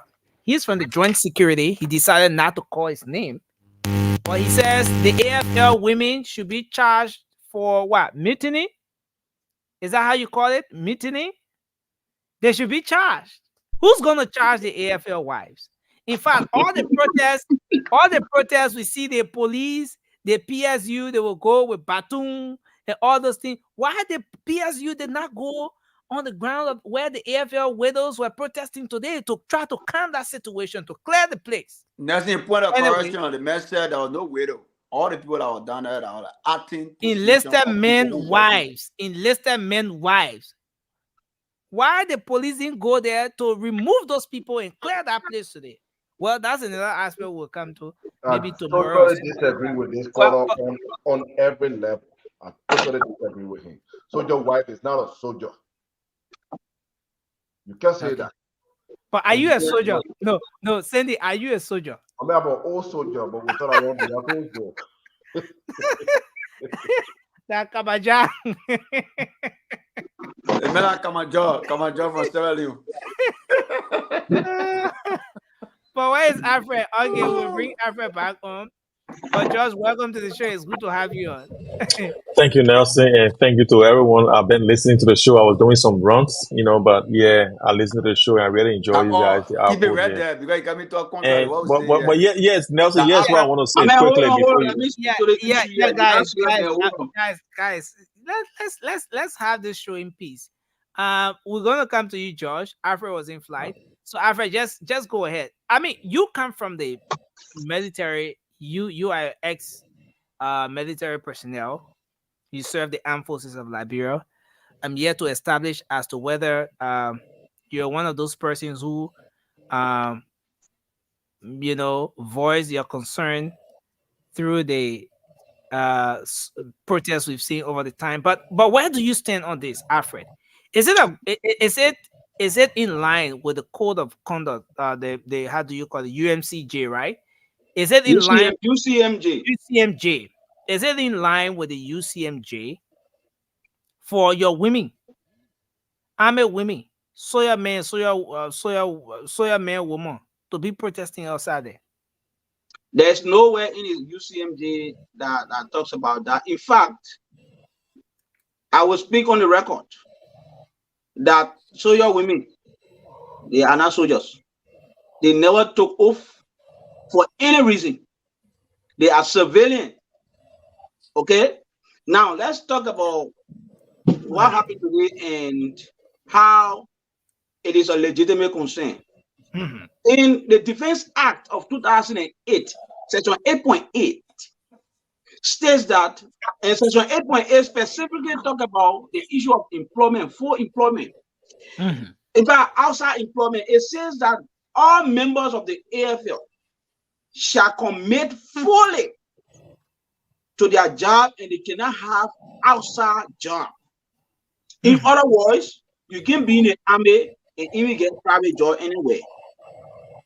So that means the government is supposed to make sure that your basic needs, including salaries, are met. So under this Defense Act, if a soldier who is a full military man decides to go out and get another job, when he does that, he has contravened his oath of office and he can be discharged. 2 ways he can be discharged.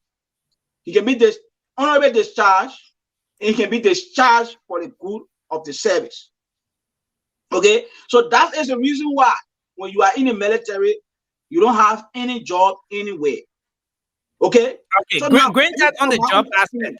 That got my own experience when I was in the military. Some of us, every one of us that joined the army between 2006, 2007, 2008, we went there because we love Liberia and we believe that the country would have become better.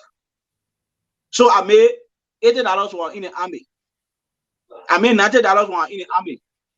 I made $100 while in the army. I made $125 while in the army. I made $220 while in the army. That was the last pay. The highest amount you made when you were in the army? The least. No, not the least. That's the highest. The least pay is $220. So that means based on your rank. The act is very clear that compensation to any members of the armed forces of Liberia will be based on rank.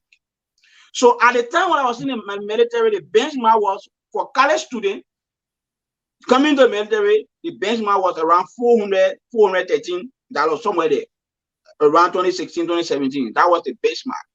If you're a college student. If you are a college student coming to the military. So Chief of Staff retired, now defense minister. All of us joined the military at the time. But the advantage he had, he came to the military as a college student. So eventually, because they were the first group of people that came in the military in high college degree, eventually he fell in line as the leader. So he was one of the leaders. Okay. So some of us who came from high school and get joined straight, all of us were considered to be what I graduated as private first class. That's the first rank. That's the first rank in the military. So that area, your pay is different. So like I just told you, I made $80, I made $98, I made $100, I made just a gap. All right. So now the issue that these people talk about, they are legitimate concerns that they raise. Some of the concerns that I heard from the barracks, I am told, is that Prince Johnson have been threatening these guys. He threatened them of dismissal. Evidence of the fact that one soldier was dismissed because he raised a concern of corruption within the officer corps, especially from Mali. I will call it here today. His name is Sergeant Wasim Edward. He was on mission in Mali. And the guys were eating their sardines while they were in Mali. They were not giving out full money. When the money comes in Mali, they would change the US dollar to the Malian money. Who are eating that money? Who are eating that money? Those officers that were doing it in Mali, he brought evidence to show that they were doing that. You know why Johnson did? The guys came from Mali, they gang up against him because he's not officer. They gang up against him and they fire him. They discharge him. They say he lied. Whereas he had evidence to show. Because he not part of the officer corps, all the officer corps went together. They went to Johnson because Johnson was an officer. So he can't leave coming in here. They fired that brother. They fired him in the same room. They say for the good of the service. That's why they did. So that's the reason why you see most of the guys that have legitimate concern, they don't want to come out because right now Liberia no job. Another thing that Johnson also did, he threatened the people, no promotion. He said they were too old. When Johnson joined the army, he was not 35. Now Johnson is around maybe 45 or 46 years old. He's now maybe around that age. All right. He complained that the people were too old. He can't promote them. But he was able to do a political recruitment on the George Weah government and promoted everybody that came to the military in 2021. He did that. So you have people, if you watch the video of the confirmation hearing, you saw how Johnson was very proud of his 80 years of service for the country. Because in those 18 years, he has already been moving from one rank to another. He has been moving from one rank to another. Whereas those who joined the army with him, some of them, they are still sergeant. Their rank don't go up. Their pay don't go up. This brother became chief of staff in 2015. He became chief of staff. We were happy. I was staying in army that time because all of us ate in a cup. All of us, the refill us on our place, so we knew that he would, when you get there, he would talk for his soldiers. One of the characteristics, the core value of the military is selfless service. So if you as a leader, when you are in that position, you have to make sure all those that you're leaving behind you, they are satisfied. So when you see the guys are raising this concern, I know that the government is constrained. Yes, we get that. But you have, in fact, let me go to what the different aspects specifically about the role of the chief of staff. Let me go to that real quickly. If you don't mind, just go up to it and talk about the role of the chief of staff, what he's supposed to do, what is his role in terms of keeping his men and everybody under his control, satisfied, including equipment, including their accommodation, including their salary and everything. It's right there. So he became chief of staff since 2015, I believe. He has not been able to do anything.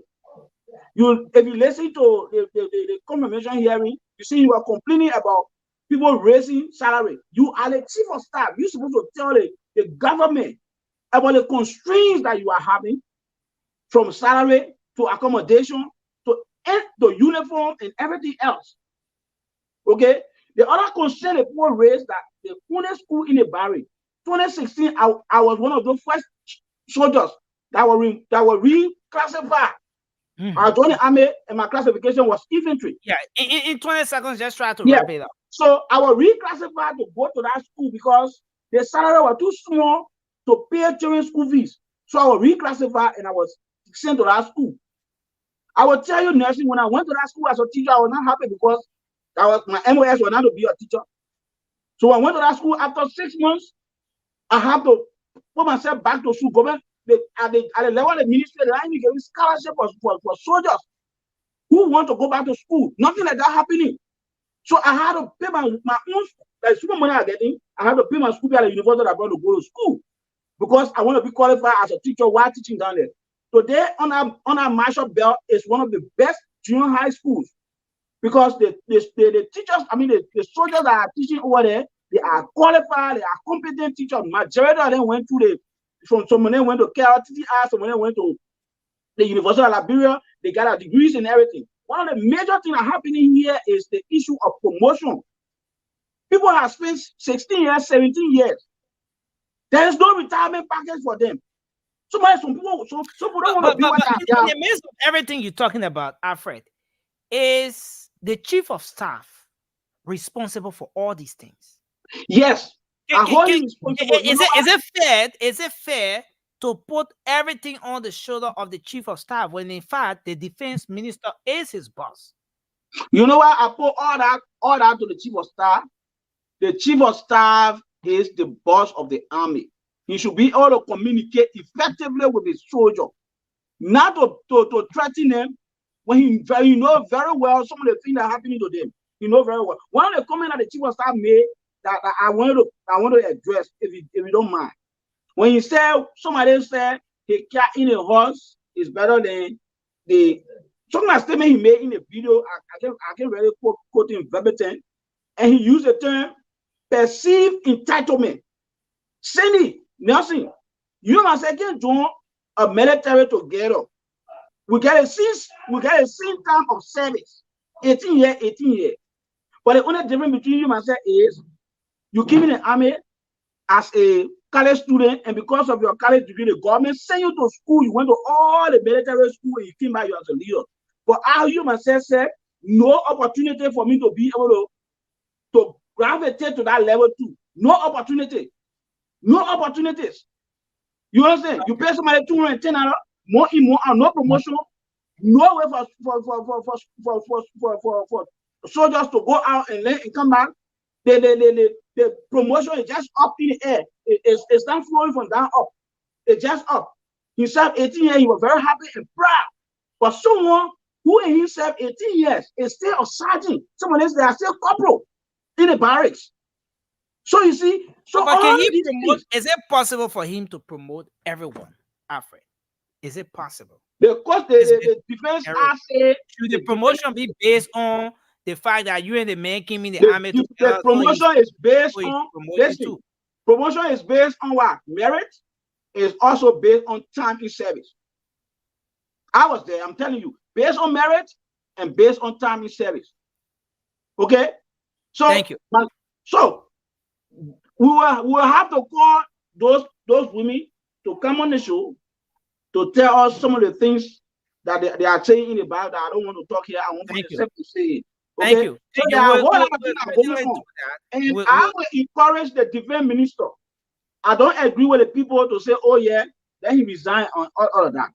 Let's give him an opportunity to sit with the women, because I guess the soldier guys they don't want to do it because no job in Labrador. When they put ourselves together, they say they will call a meeting and they will sack them, somebody will go in jail, and the future of their children and all of that will become a problem.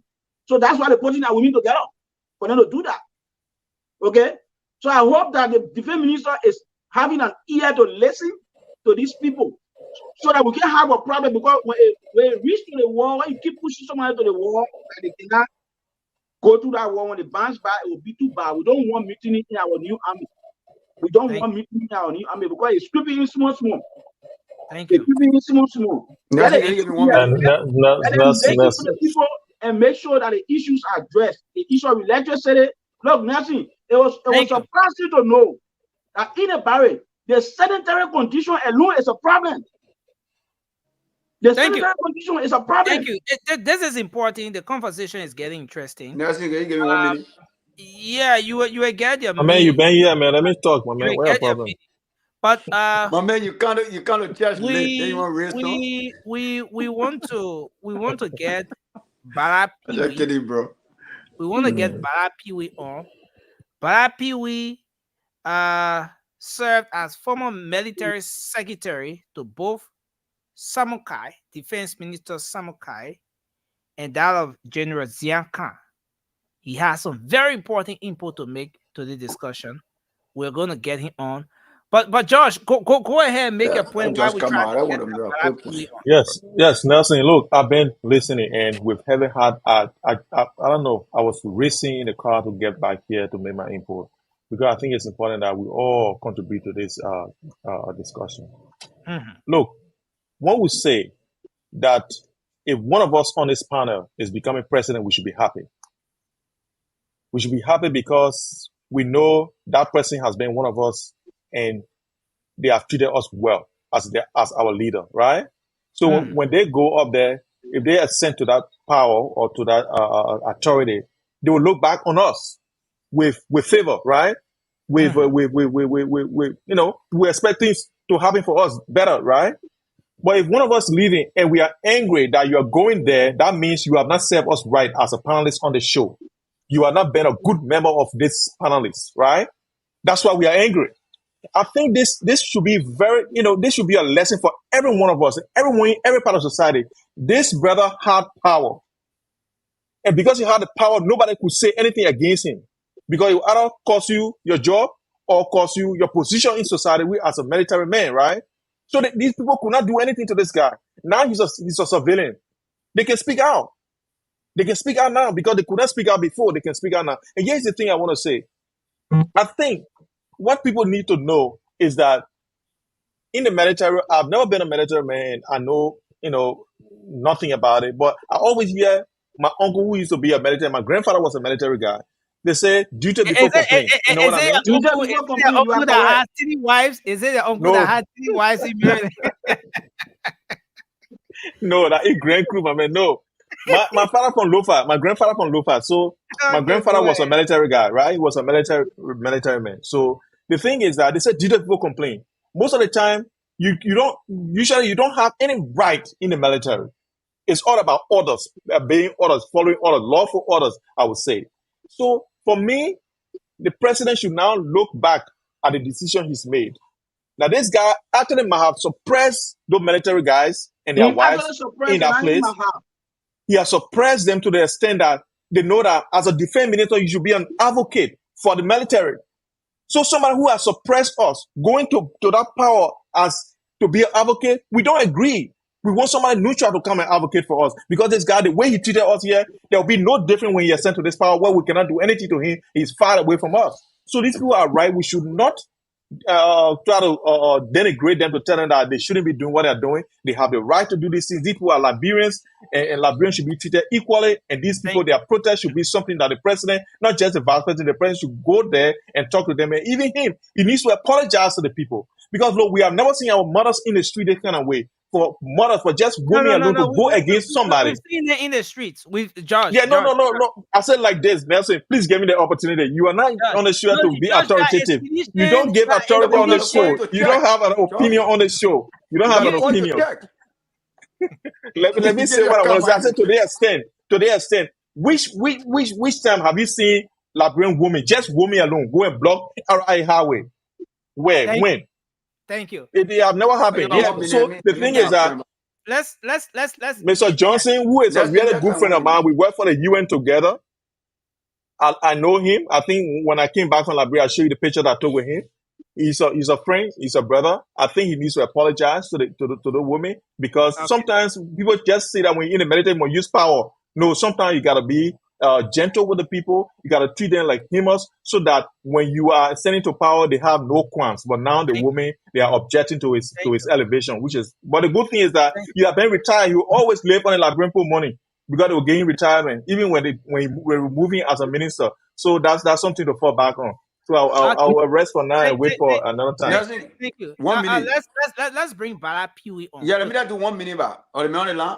Yeah, Bala Piwi is already on the line. Bala, it's good to have you on the show. You're live on the late night show on Spoon. It's good to have you on. How are you? I'm doing good, Nelson. How are you? And how are all of you doing, panelists? Yes, sir. We are all doing fine. Yes, this is Bala Piwi. I left the army as a captain and currently in the U.S. Okay. I know Bala Piwi. Am I loud and clear? Yeah, you're live. Go ahead, sir. That's my special forces. Platoon commander level all the way to serving as a military secretary to both Sianga and Minister Samukai. In fact, I served as military secretary until Minister Samukai left office, and I served Sianga for 8 months prior to my going to China for my graduate study. Okay. So I will quickly run through this, my perspective on what is going on. Mm-hmm. You know, if you see soldier's wife coming up and demonstrating or speaking against a commander, you know, military people are moved by the kind of welfare they receive.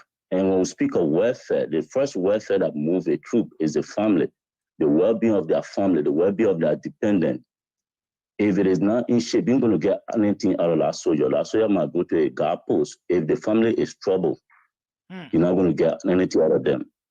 So if you see these families speaking out, got triggered down effect on their husband. That's one thing. Training is another form of welfare.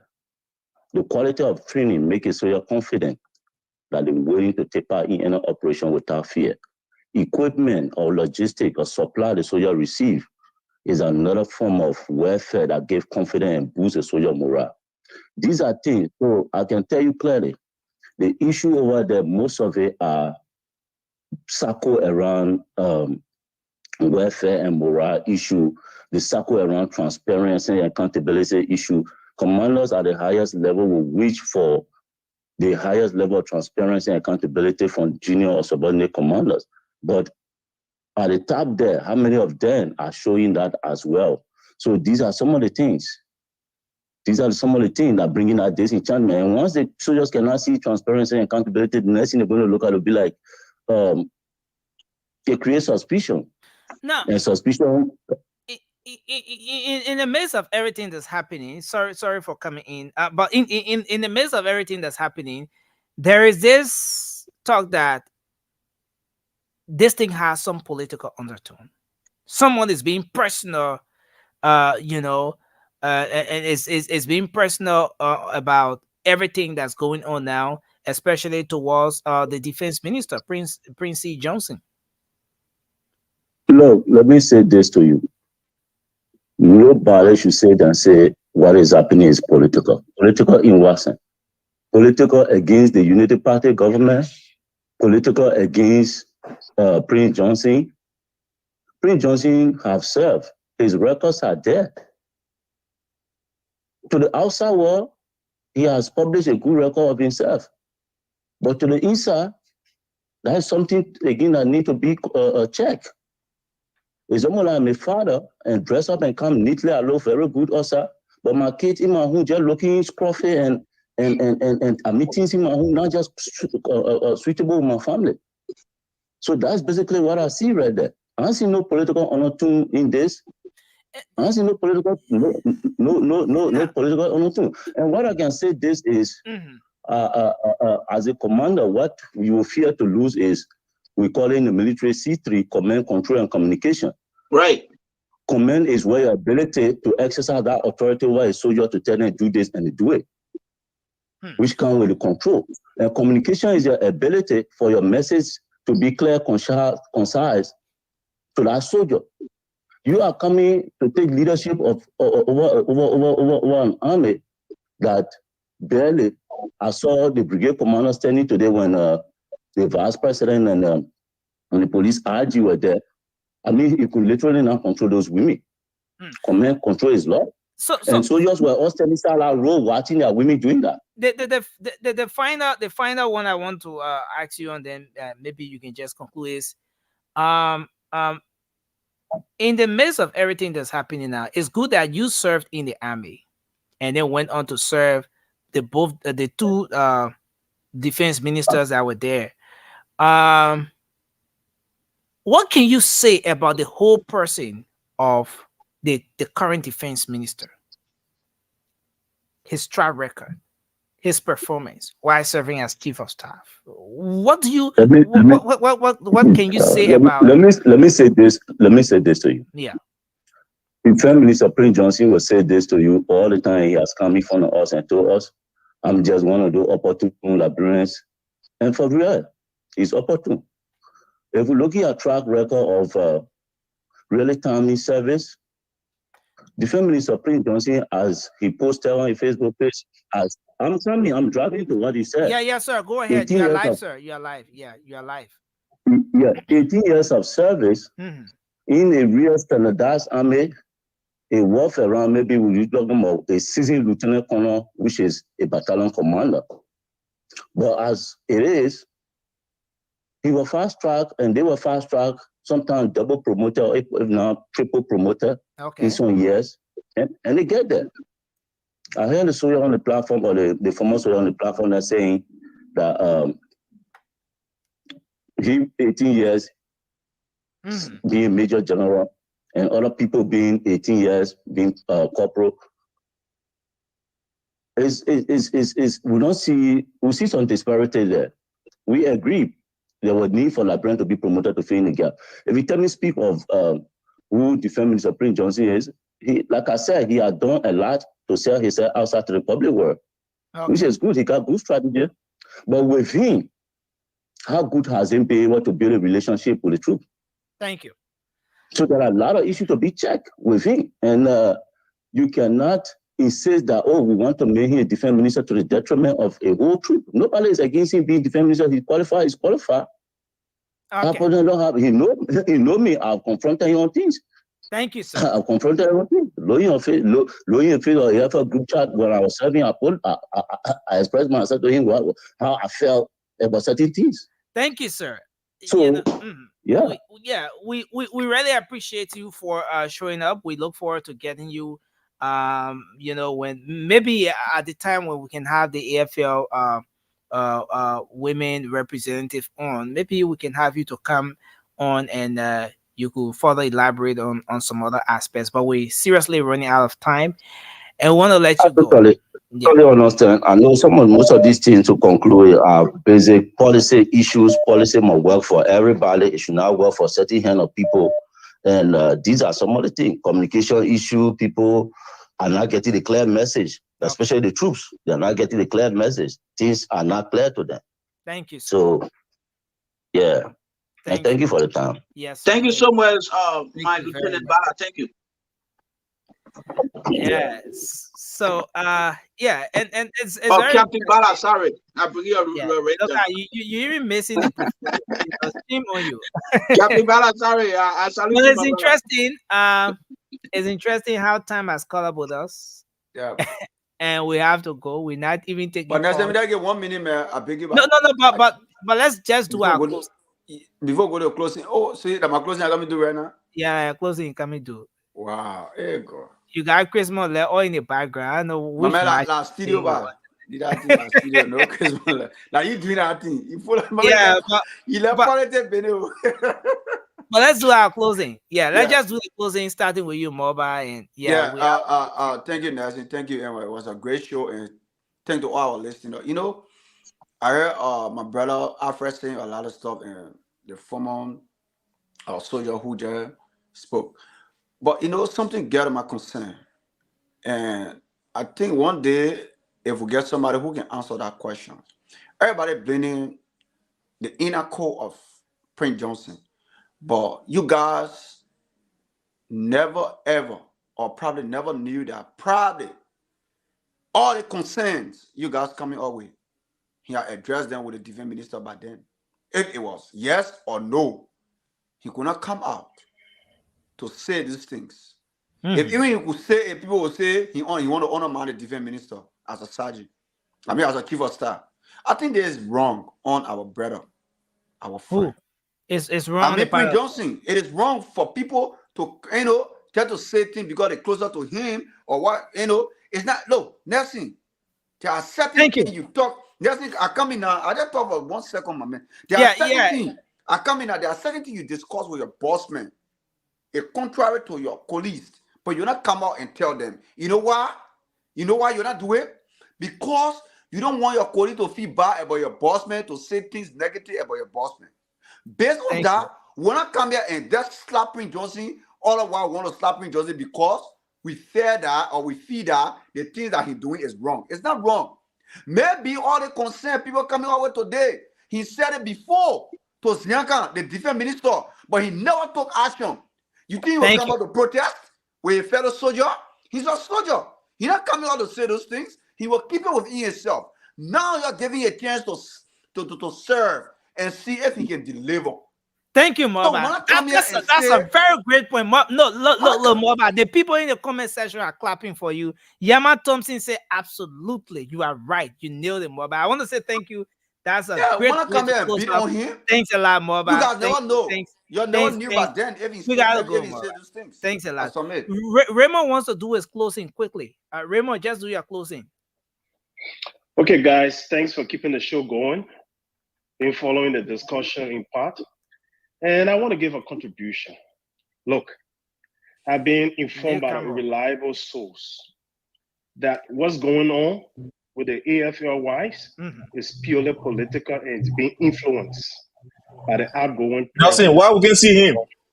No. Yeah, the man is on the phone. Oh, okay. In the essence, and the reason for doing this is because Prince Johnson stood up to him that the army wouldn't get involved with voter intimidation, that the army will uphold the sovereignty of the state, and the elections of the people will be. This is payback. And these AFLYs have been influenced. Raymond, but this is a grave allegation right here, Raymond, which we may not even have the luxury of time to address. Are you saying that former President George Weah is behind what's happening to Defense Minister Prince Johnson now? Purely political. I've been informed. Reliable source in the army. High-level source. My God, this is getting to another level. But thanks. We'll come here Monday to continue the conversation. We're gonna come here Monday. It's gonna be personal, man. It's gonna be heavy Monday. But thanks a lot, Raymond. Thank you very much. But the point here, Nelson, right? The AFLYs are not employees of the government, and soldiers are disciplined people, and the entire country and all of those employed under the George Weah-led government did not receive fair share of what they should have gotten for their employment. It happened to the doctors, it happened to the nurses, it happened to civil servants. So why you think it wouldn't affect soldiers as well? Thank you. That's just common sense. Thank you. Thank you very much, Raymond. Come here Well laid out. criticize this. I mean, Masha territory, Litcamo, thanks for being here tonight. I know you want to close. But Sandy, do your closing. Let's hear you, Chief. 1 minute to do your closing. Well, Nelson, we spoke on a couple of things here. The first thing we started with was the appointment that have been made by the president, or that were made by the president. Again, I want to say congratulations to all of them, and hopefully they can go through the confirmation hearing, very speedily. Who's this? Get to work. That's your fellow Masha territory. You love my uncle. Yeah, Sandy, thank you for doing your closing, Sandy. I appreciate it. You're not done yet. You interrupted my closing. Okay, go ahead. Just conclude. Yeah, sir. So I think while we're talking here in the middle of our conversation, someone said that they give an example to Mr. Rudolph being new to the forestry. He's not new to it.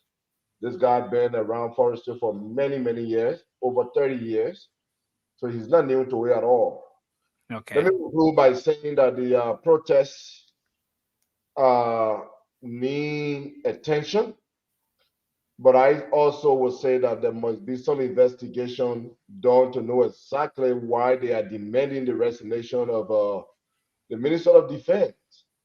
Thank you. For all the speculations now that we are hearing that people are behind this, I think there is actually a need now for more investigation. Let us get to the root of this. But if their concerns are valid, let their concerns also be addressed. Thank you. Thank you, sir. Thank you. Mr. Alfred Konowa, you want to do your closing? 30 seconds, quickly, sir. It will also interest you to note that the Chief of Staff is in contravention of the Constitution and the Defense Act itself. You know that there are soldiers to be mounting that are be mounting concession in Grand Cape County. They're not supposed to be over there. They are over there. I am told that they are giving a compensation, but the compensation is not even reaching to the soldiers. They give them half and take half. They're not giving them the whole compensation. Whereas they are over there in our mosquito and they are in our bush. They are sitting right there where they're not even supposed to be there. The Constitution is very clear on the deployment of the armed forces of Liberia. Our army should not be our private security for any concession in Liberia. And that's what happened at D Mountain. Wow. D Mountain is supposed to have its own security. It is the government obligation to make sure that concessions in our country they are protected, and not the army. Now the army is supposed to be money concession agreement. Go to B Mountain, you see every troop there. It also happened on George where government they 2 hours to the Ken and Samuel County because the Bernard were there doing gold money. They carried them there and they were not paying it.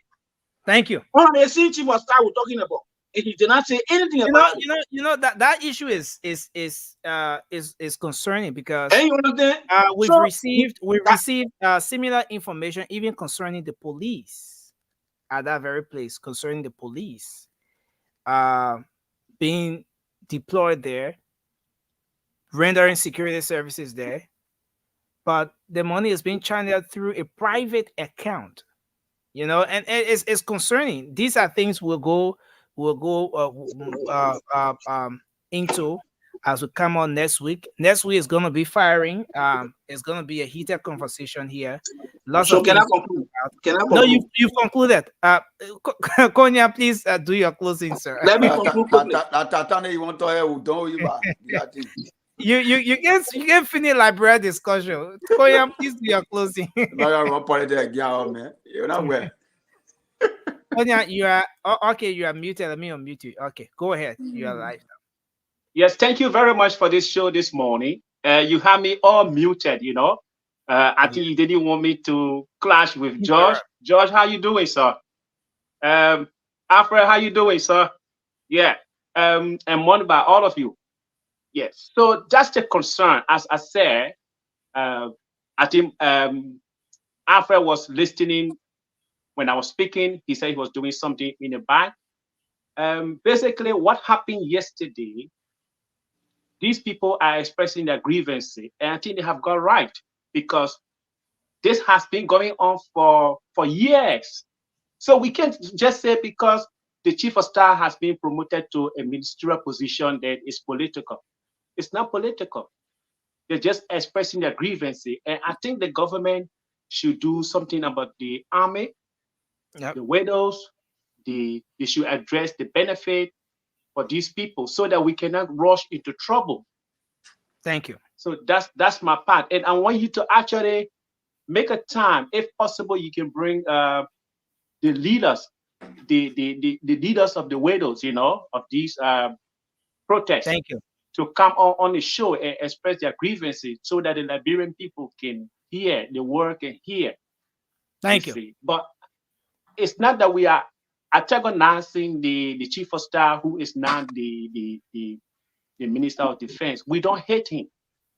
It's not that we hate him. We don't hate him. It's not political. He has not just been doing the right thing. And as my colleague said, there are military equipment in the southeast. Why should a chief of staff allow our military equipment to go to a mine site? We need to address these issues, because Thank you, sir. I understand the Chinese government gives some military equipment like a bulldozer, etc. Yeah, and those things are in the southeast. And at the same time, we have to go. Those things are in the southeast. Those things are in the southeast, and at the same time, we have to go. Yeah. But again, Konya, I want to say thank you. It's been a great time. Okay, thank you for your time this morning. Yeah. George, you want to close quickly, and then Ami will take us home? Yeah, so look, thank you, Nelson. And look, we were in Liberia, and the military wives used to protest against George Weah regime. And every time he had to go and engage with them. Then I see my brother come on the show calling and say that George Weah telling them to go and protest against someone who he employed. These things. You just said just on the show that it happened under the regime, that the first protest ever. So what are you talking? You talking from the? Please let a man close. No. I gotta correct you. No. Listen. Moba will have to go. Moba will have to go. I agree, but you already did your closing. No, but Moba, let's do this. You did your closing. George did not interrupt you.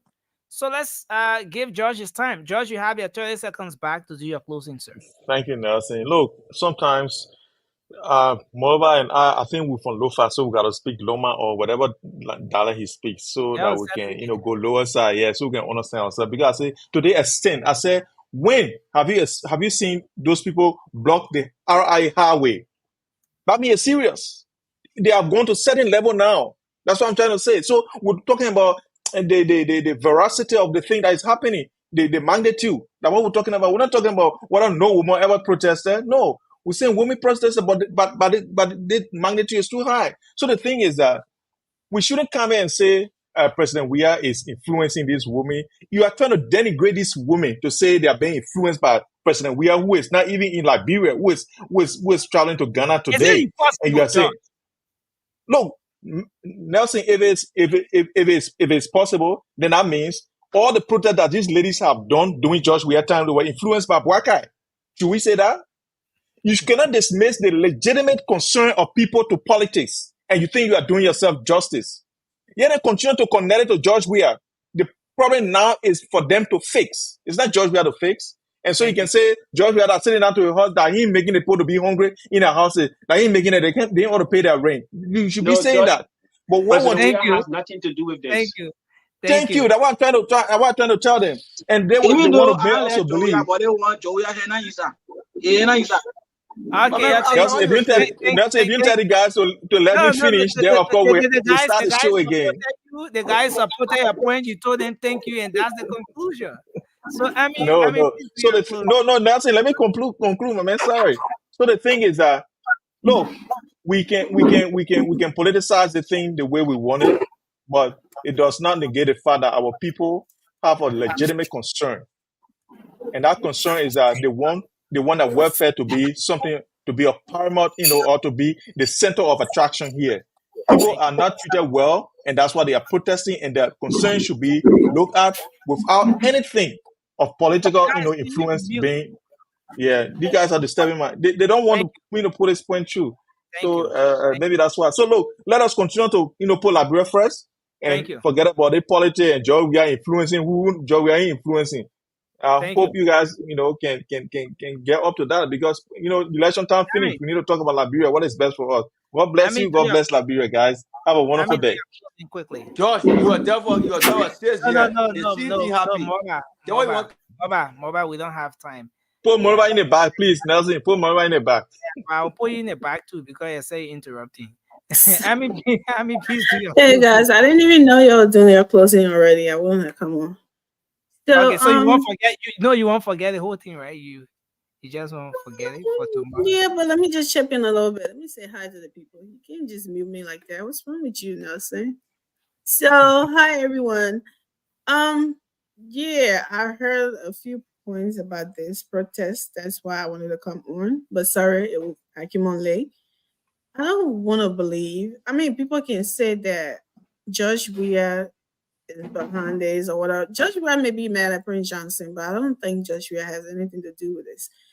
I'm not sure. Could be. Maybe not.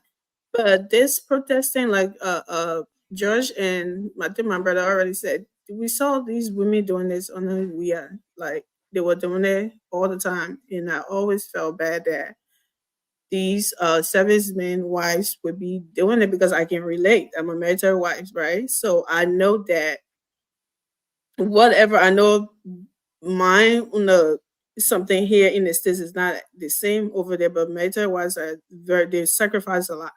They shouldn't be going through that. So that was my empathy with the whole thing with them. And people are saying Prince Johnson is this person, he's that person. Mama, man of God first told me that whenever he goes to a church and everybody praising the pastor, he's a great man of God. He doesn't look at anyone's face but the pastor's wife, because that's the one who lived for the pastor at home. She knows this man better than all these men do, right? They get bad. So the moment they welcome that pastor on stage and the wife goes like this, and she be like, he said, "Okay, I gotta go," and everybody will be like, ah! So you cannot say there's something wrong here. These people have been complaining about Prince Johnson for a while. I heard this when I was there. And I'm for the position that he's going to now, people are concerned. Thank you.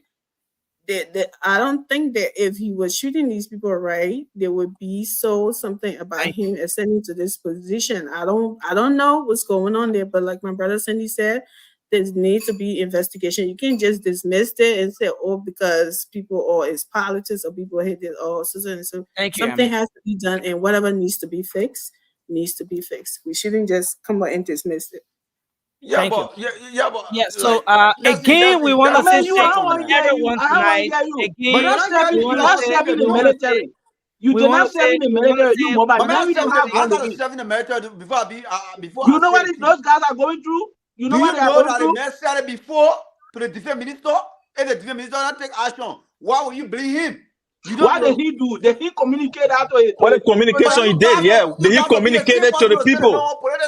Issues. What are you talking about? Did he communicate it to the people? You should be able to communicate. Yeah, elevated topic, man. Elevated topic. Because the 3 minutes doing one loud on that man. What proof you got though? I respect it, but the way people saying that. Yes, see your face. Tell you what is happening in life. Well, folks, as I would like to draw down the curtains on this edition of the Late Night Show. Thanks a lot to all of you across Liberia and across the world for joining us tonight. It's been a spirited conversation. Join us on Monday for another edition of the program. Until then, my name is Nelson Colette. Liberia is all we have. Let's remember to keep the peace. We will talk the talk because that's the best we can do to keep our policy makers feet on fire. Keep their feet to the fire and make sure that they keep doing the right things. We can't beat them up, but we can talk them up. And that's why we have to keep talking the issues. They will come your way again. The late night show is up for the week. We'll be back on Monday. Nelson Colette is my name. Thanks to the entire team. Josh Wida, Jedi Cindy, Moba Zokat, of course, Francis Jabate, Alfred Konawa, and yes, the entire team. Konya Lofa was able to join us tonight. We say thanks to all of you guys. Till we come your way again. Have a good night. Bye-bye.